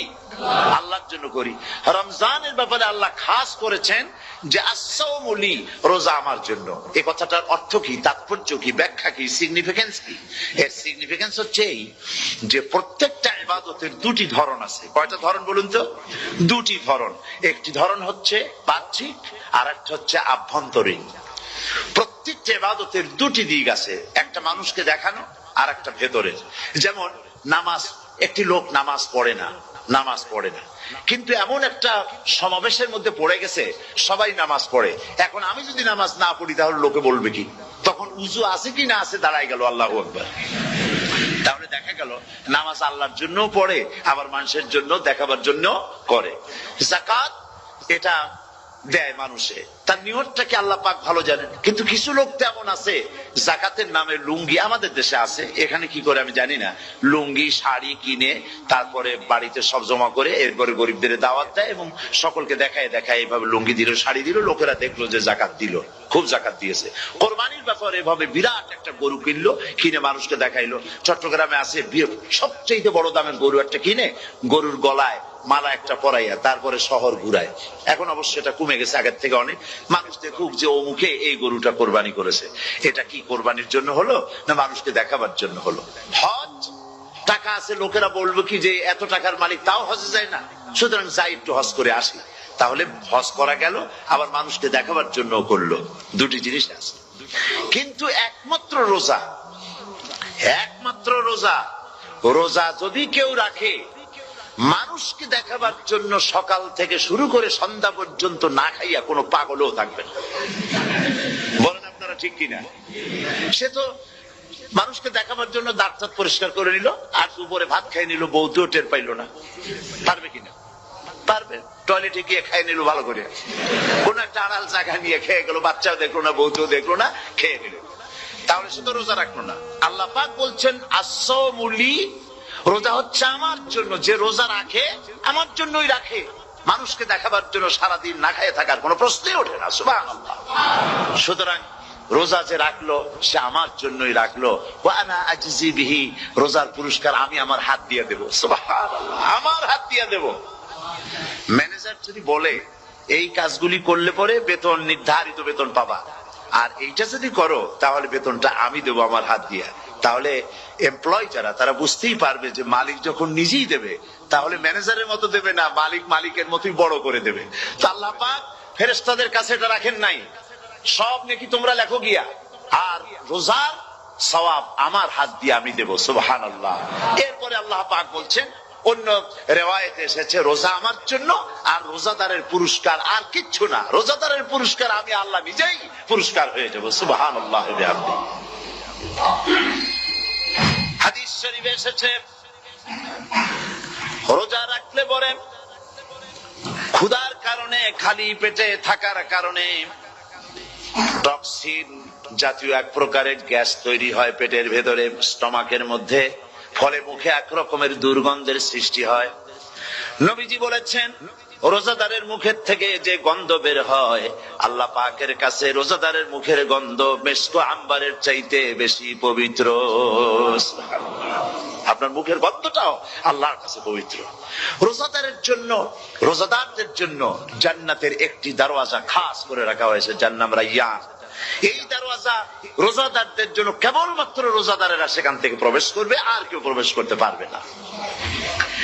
এই রোজাদারদের সম্পর্কে আল্লাহ পাক বলেছেন, হাদিস শরীফে এসেছে, বুখারী শরীফের হাদিস, রাসূল করিম সাল্লাল্লাহু আলাইহি ওয়াসাল্লাম বলেছেন, লিসাইমে ফারহাতান, ফারহাতুন ইনদা ফিতরিহি ওয়া ফারহাতুন ইনদা লিকাই রাব্বিহি।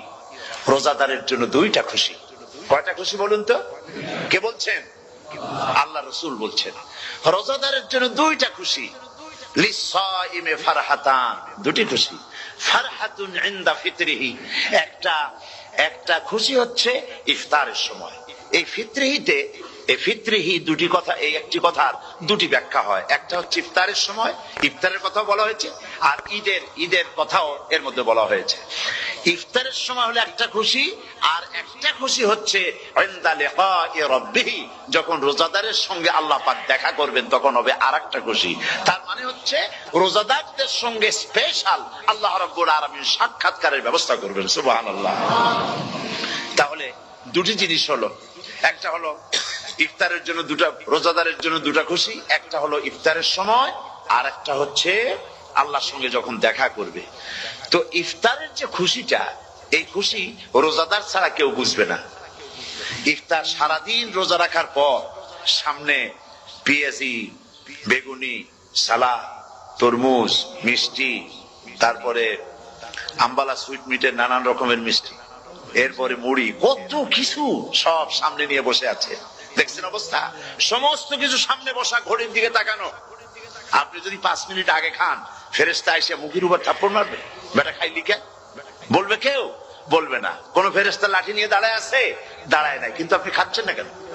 সুবহানাল্লাহ, সুবহানাল্লাহ বলবেন না?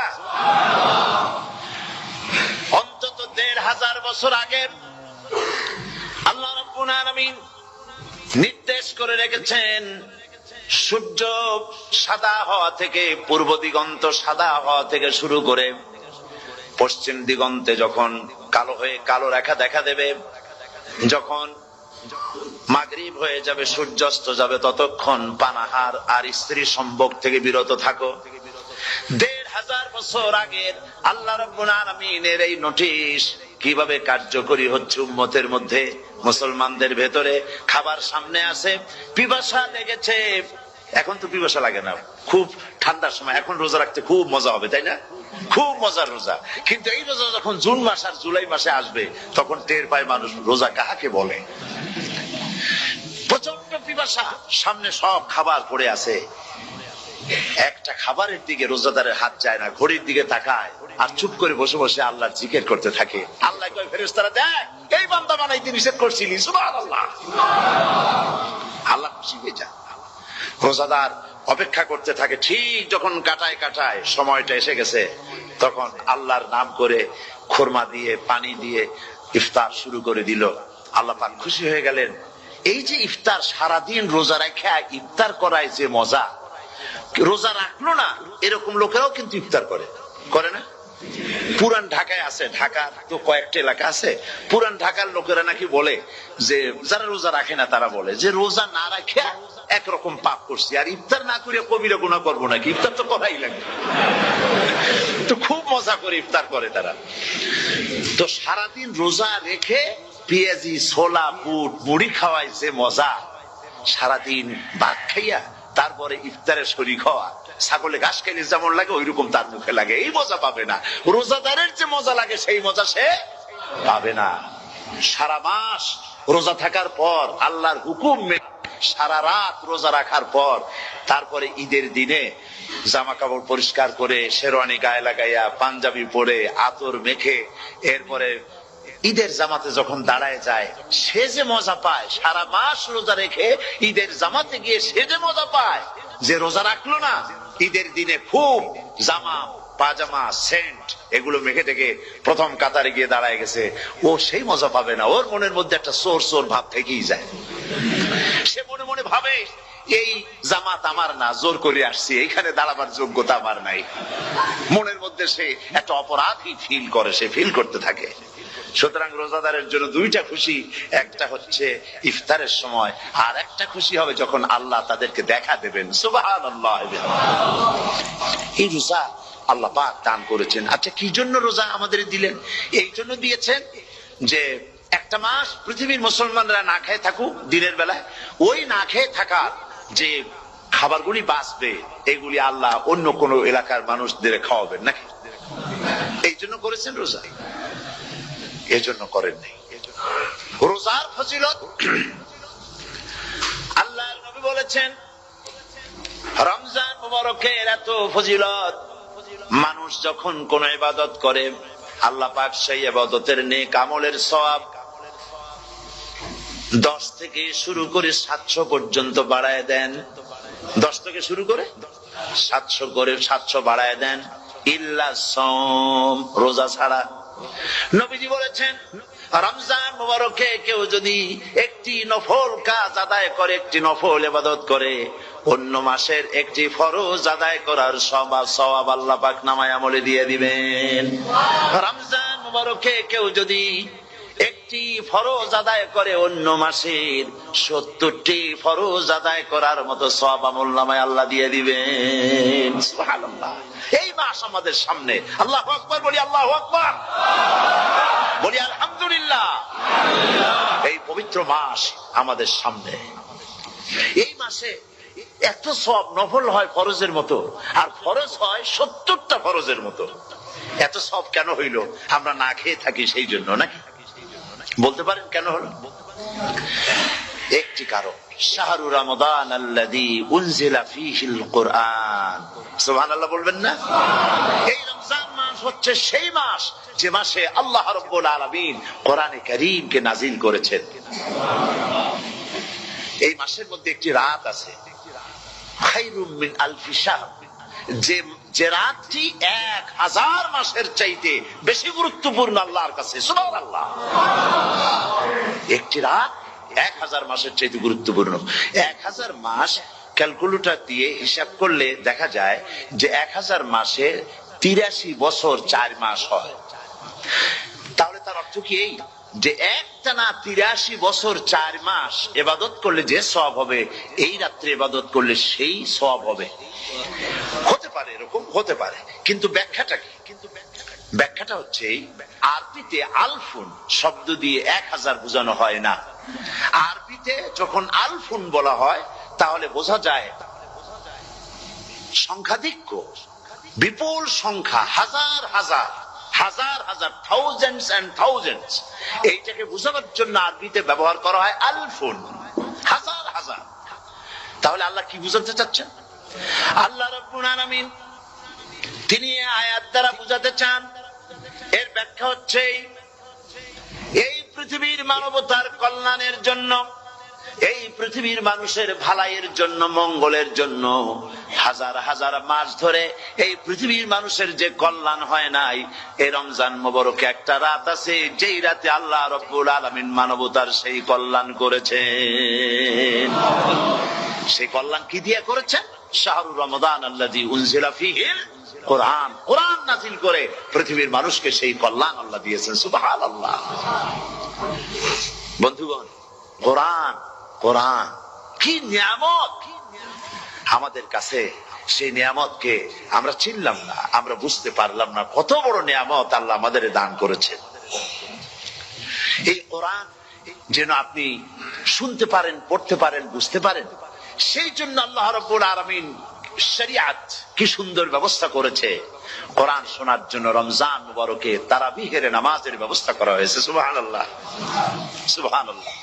যারা সব সময় পড়তে পারেন না, কোরআন তেলাওয়াত জানেন না, অথবা সারা বছরও এক খতম কোরআন শরীফ পড়া হয় না, শরিয়ত কি সুন্দর বিধান করলো যে আপনি যেন 30 পারা কোরআন শরীফ শুনতে পারেন। এই ব্যবস্থা তারাবিহের নামাজের মধ্যে শরিয়ত করে দিয়েছে। আলহামদুলিল্লাহ, আলহামদুলিল্লাহ। যাদের টাকা কড়ি আছে আমি তাদেরকে অনুরোধ করব, যদি পারেন তাহলে মেহেরবানি করে রমজান মুবারকে উমরা পালন করবেন। আমি উমরার নিয়ত করে এসেছি, ঢাকা থেকে উমরার নিয়ত করে এসেছি, আপনাদেরকে দেখে গেলাম। আর আমি এখান থেকে ডাইরেক্ট মদিনা মুনাওয়ারায় চলে যাব ইনশাআল্লাহ। লাইলাতুল কদর পর্যন্ত হারামাইনুশ শরীফাইনে কাটাতে চাই, নিয়ত করেছি। আপনারা দোয়া করুন আল্লাহ যেন কবুল করেন। কি মজা যখন আপনি হারামাইনুশ শরীফাইনে যখন তেলাওয়াত শুনবেন, আপনার কাছে মনে হবে যেন কোরআন শরীফ নাযিল হতেছে। সুবহানাল্লাহ। সেখানে তো নামাজের পরে হাত তুলে মুনাজাত করা হয় না, শুধুমাত্র রমজান মুবারকে বেতেরের নামাজের মধ্যে ইমাম সাহেব হাত তুলে মুনাজাত করেন। গত বছর রমজান মুবারকের লাইলাতুল কদরে আমি ছিলাম, গত কয়েক বছর ধরে আল্লাহ যাওয়ার তৌফিক দিয়েছেন দয়া করে। সেখানে লাইলাতুল কদরে পত্রিকাগুলি লিখেছে 30 লাখের উপরে লোক ছিল মক্কা শরীফের, হারাম শরীফে 30 লাখের উপরে। যখন তেলাওয়াত হচ্ছে, মুনাজাত করতেছেন ইমাম সাহেব কাঁপতেছেন, মুনাজাত করতেছেন, কাঁদতেছেন, আর গোটা হারাম জুড়ে কান্নার রোল পড়ে গিয়েছে। কিভাবে কাঁদতেছে! সারাদিন মানুষ রোজা রেখে তারপরে ইফতার করতে যখন বসে, আমি সেই জান্নাতের কথা কেমনে আপনাদের বুঝাবো? রসগোল্লা কেমন লাগে বক্তৃতা দিয়ে 6 ঘন্টা বক্তৃতা দিয়েও বুঝানো যাবে না। যদি মুখের মধ্যে ঢুকাইতে পারি তাহলে বুঝবেন যে মজাটা কি। এটা তো আমি বুঝাইতে পারবো না কি মজাটা লাগে। সারাদিন রোজা রাখার পর সমস্ত লক্ষ লক্ষ মুসল্লিরা বসে আছে মক্কা শরীফে, কাবা শরীফ সামনে, এখানে বসে আছে। রোজাদারের সামনে আছে জামজামের পানি আর মদিনা মুনাওয়ারার খুরমা। আল্লাহর ঘর সামনে, জান্নাতের থেকে আর কাকে বলে! সুবহানাল্লাহ। আর মসজিদে নববীর ভিতরে মদিনার আকর্ষণ কাশাস আলাদা। মদিনা শরীফের আপনাকে যদি পাইয়া যায় কোন আরব, কোন মাদানী, আপনারা ছাড়বেই না, আদর করে পাশে বসাবে, তোমারে আমি এই জিনিস খাওয়াবো, এইটা দিয়ে ইফতার করাবো, আমার কাছ দিয়ে তুমি উঠতেই পারবে না। আপনাকে জোর করে বসায় দিবে মসজিদে নববীতে, রিয়াদুল জান্নাহ, রাসূল করিম সাল্লাল্লাহু আলাইহি ওয়াসাল্লামের কবর শরীফের কাছে বসে আপনি ইফতার করতেছেন। কত বড় নসিব! সেই জন্য আমি বলি, হলিডে করার জন্য আমেরিকা, সিঙ্গাপুর, হাবিজাবি এই সমস্ত ঘুরে কোনো লাভ নাই। হলিডে করতে চান, রমজান মুবারকে চলে যান হারামাইনুশ শরীফাইন, মদিনা আল মুনাওয়ারা, মক্কা আল মুকাররমা। কপাল খুলে যাবে, জিন্দেগীর সমস্ত গুনাহ খাতা আল্লাহ পাক মাফ করে দিবেন। রাসূল করিম সাল্লাল্লাহু আলাইহি ওয়াসাল্লাম বলেছেন, রমজান মুবারকে যে উমরা করলো সেজন্য হজ আদায় করলো। সুবহানাল্লাহ। অন্য রিওয়ায়াতে এসেছে, যে ব্যক্তি রমজান মুবারকে উমরা করলো সেজন্য আমার সাথে হজ আদায় করলো। সুবহানাল্লাহ। তো বলতেছিলাম যে কোরআনে কারীম হচ্ছে একটি বিরাট নিয়ামত। এই নিয়ামত শোনানো হয় রমজান মুবারকে। আমি এবার এসে খুব খুশি হলাম একথা শুনে যে ইস্ট লন্ডন মসজিদ তারা একটা ব্যবস্থা করেছে, সুন্দর একটা রেডিও তারা আবিষ্কার করেছে। না কি করছেন আপনারা? ট্রান্সমিটার তৈরি করেছেন। ওনারা ওখানে রেডিও বিক্রি করেন। আপনারা বহুটা খরচ করেছেন, তারা হাজার হাজার পাউন্ড খরচ করে টাওয়ার বানিয়েছেন এবং একটা ফ্রিকোয়েন্সি তারা নিজেরা নিয়েছেন, আর রেডিওগুলি 125 পাউন্ড করে ওনারা দিচ্ছেন খরচ হিসেবে। এটা যারা নিয়ে যায় ঘরের মধ্যে বসে তারাবিহের তেলাওয়াত তারা শুনতে পাবেন। মহিলারা অনেক সময় আসতে পারেন না, মহিলারা ঘরে বসে শুনতে পারবেন। ওই ইস্ট লন্ডন মসজিদে যত ওয়াজ হবে, তেলাওয়াত হবে, নামাজ হবে, আজান হবে, ওয়াজ হবে, জিকির হবে, সব আপনার ঘরে বসে আপনি শুনতে পারবেন। আল্লাহ রাব্বুল আলামিন এই ইকদামকে, এই পদক্ষেপকে আল্লাহ কবুল করুন, সবাই বলেন আমিন। এবং প্রত্যেকের ঘরে ঘরে এই রেডিও পৌঁছে যাক, আমরা বলি আমিন। আল্লাহ যেন কবুল করেন। আপনি ঘরে বসে মসজিদের সমস্ত প্রোগ্রাম পেতে পারবেন। আর কি সুন্দর সেখানে যিনি তেলাওয়াত করেন, আজান দেন, আলহামদুলিল্লাহ, তার আজান শুনলে পরে তো মনে হয় যে আমি মক্কা শরীফে চলে গেছি, মদিনায় চলে গেছি। আর তেলাওয়াত কত সুন্দর, আলহামদুলিল্লাহ। আল্লাহ তার প্রতি রহম করুন, আমরা বলি আমিন। সুতরাং বলতেছিলাম যে এই পবিত্র রমজানুল মুবারক, এটি কি জিনিসটা, কি জিনিসটা বুঝাবার জন্য আমি বলি, যেমন এই ঘড়িটা এটা কেনার পর 2-1 বছর পর এটা ফাস্ট হয় অথবা কি হয়, স্লো হয়ে যায়। তখন এটাকে সারার জন্য আমরা হসপিটালে দেই। হসপিটাল মানে লন্ডন হসপিটাল না, ঘড়িরও হসপিটাল আছে। তো ঘড়ির হসপিটালে দিলাম, ওরা এটাকে দেখে শুনে ওয়াইলিং করে টরে দিল ঠিক মতো। একবার যদি ঠিক করে দিল, আবার আমার 1-2 বছর চললো, আর কোনো ডিস্টার্ব করবে না, ঠিক কিনা? আপনার গাড়ির ইঞ্জিন যদি কোন রকমের অসুবিধা করে, তাহলে গাড়ির ইঞ্জিনকে ওভারহোলিং করতে হয়, ইঞ্জিন ডাউন দিতে হয়। একবার যদি ইঞ্জিন ডাউন দিলেন, ওভারহোলিং করলেন, তাহলে আপনার এই গাড়ি 5-6 বছরের জন্য আর হাত দিতে হবে না। এই কথাগুলি বুঝতে পারছেন কিনা? সারা জীবন, সারা মাস অন্যায় করার পরে, গুনাহ করার পরে মানুষের অন্তঃকরণে কালিমা লেগে যায়। আল্লাহ রাব্বুল আলামিন রমজান মোবারকের একটা ব্যবস্থা করেছেন, ইঞ্জিন ওভারহোলিং এর মতো, ইঞ্জিন ডাউন দেওয়ার মতো। আপনার কালকে, আপনার আত্মাকে, আপনার বিবেককে, আমার বিবেককে পরিষ্কার করার জন্য রমজান মাস করে দিয়েছেন। রমজান মোবারকের একটি মাসের কোর্স যদি কমপ্লিট করা যায়, তাকওয়া দিয়া যদি ভরে দেওয়া যায়, তাহলে বাকি 11 মাস আরামসে চলবে, কোনো অসুবিধা হবে না। নবীজি বলেছেন, রমজান মুবারকের মাস আসার সঙ্গে সঙ্গে আল্লাহ রাব্বুল আলামিন তিনি জান্নাতের সমস্ত দরজাগুলি খুলে দেন, আর জাহান্নামের সব দরজাগুলি আল্লাহ রাব্বুল আলামিন বন্ধ করে দেন। সুবহানাল্লাহ। আর শয়তানকে শৃঙ্খল দিয়ে বেঁধে ফেলা হয়, শিকল দিয়ে শয়তানরা বান্ধা হয়ে যায়। এই হাদিসটা যখনই শোনাই বিভিন্ন জায়গায়, লোকেরা বিভিন্ন জায়গায় প্রশ্ন করে, হুজুর কোন তো যে শয়তানরে বাঙ্গাতে হয়, কিন্তু রমজান মাস হতো লোকেরা মদ খায়, মিথ্যা কথা কয়, তাহলে শয়তান বান্ধা থাকলো কেমনে? আমি বলি, দেখেন, এর ব্যাখ্যা আছে। এর ব্যাখ্যা হলো এই, কোন কোন ঘড়ি আছে একবার চাবি দিলে 6 মাস চলে, আর একবার চাবি দিলে 2 বছর চলে, আবার চাবি দিলে লাইফ চলে যায়। এরকমের ঘড়িও আছে। কোন কোন মানুষের শয়তানে এমন চাবি দিছে যে চাবিতে 6 মাস চলে, কোনটায় 10 মাস চলে, কোনটায় বছর চলে। রোজার মাসেও যারা গুনাহ করে, শয়তানে এমন চাবি দিছে যে রোজার মাসেও বন্ধ হচ্ছে না। এরা শয়তানের খপ্পরে পড়ে গেছে। আল্লাহ এই চাবি থেকে মুসলমানদেরকে হেফাজত করুন, বলি আমিন।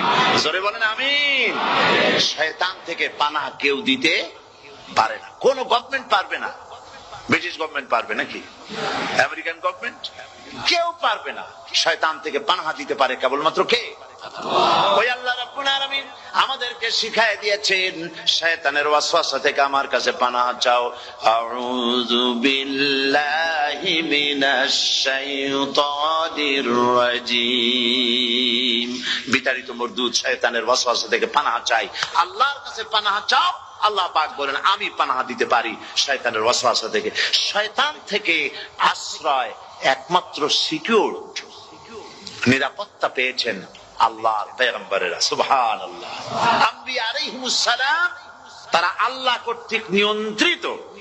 শয়তানের ক্ষমতা নাই পয়গম্বরদের কাছে যাওয়া। চতুর সীমানার ভেতরে শয়তান প্রবেশ করে কোন নবীকে ওয়াসওয়াসা দিতে পারবে না, বলি সুবহানাল্লাহ।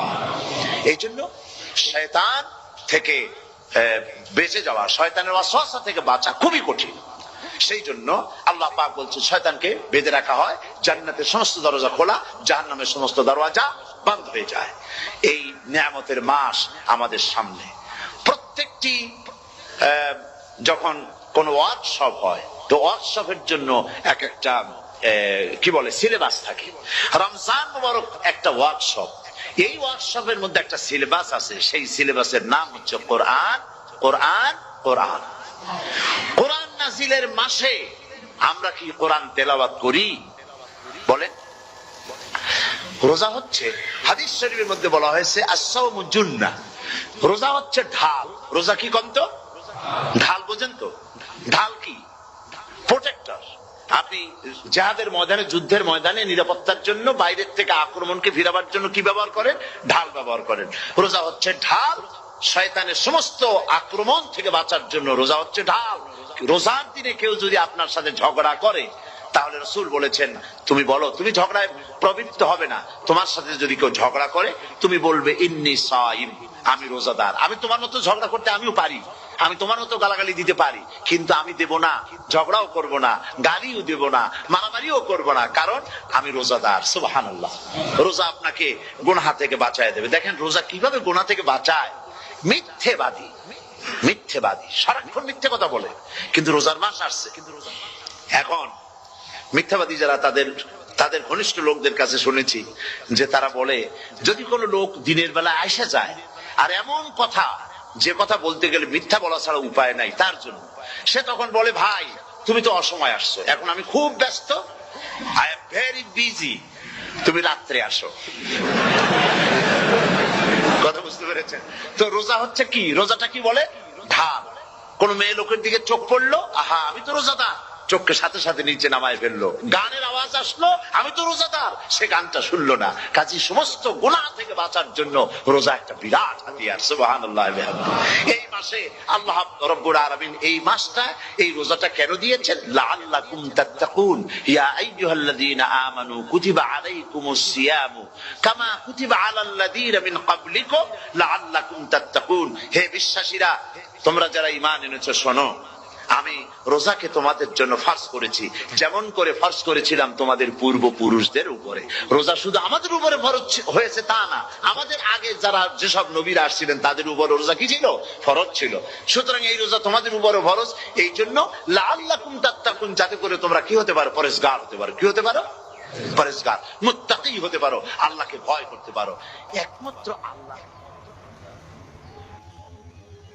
স্বপ্নে দেখায় দিবে ইনশাআল্লাহ।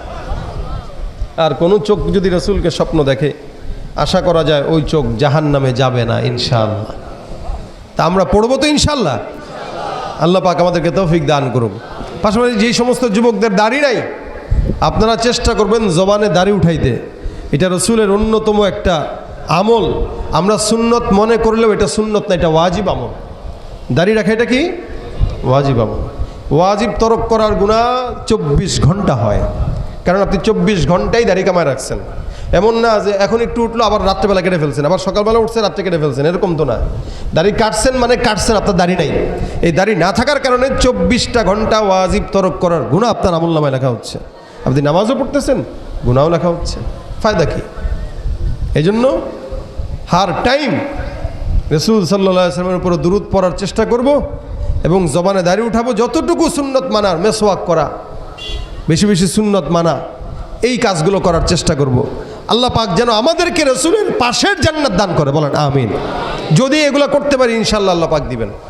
পাশাপাশি এই ঘরটা আল্লাহ রাসূলের ঘর, আমরা বিশ্বাস করি এই ঘরের সাথে মদিনাওয়ালার রওজার সাথে একটা নূরের কানেকশন আছে। বিশ্বাস আপনাদের হয় কিনা জানি না, কারণ এটা রাসূলের ঘর। এখানে আল্লাহ রাসূলের দিন শিক্ষা দেওয়া হয়, কোরআন শিক্ষা দেওয়া হয়। মসজিদ আল্লাহর ঘর, এটা আল্লাহ রাসূলের ঘর। তো সুতরাং এই ঘরে আপনার সন্তানরা পড়ে। আমরা অনেক সময় সমাজের ভিতরে আমাদের মা বাবার নামে দান সৎকা করি, যে মায়ের নামে 1000 টাকা দিলাম যেন মায়ের কবরে সুখ পৌঁছায়, সওয়াব পৌঁছায়।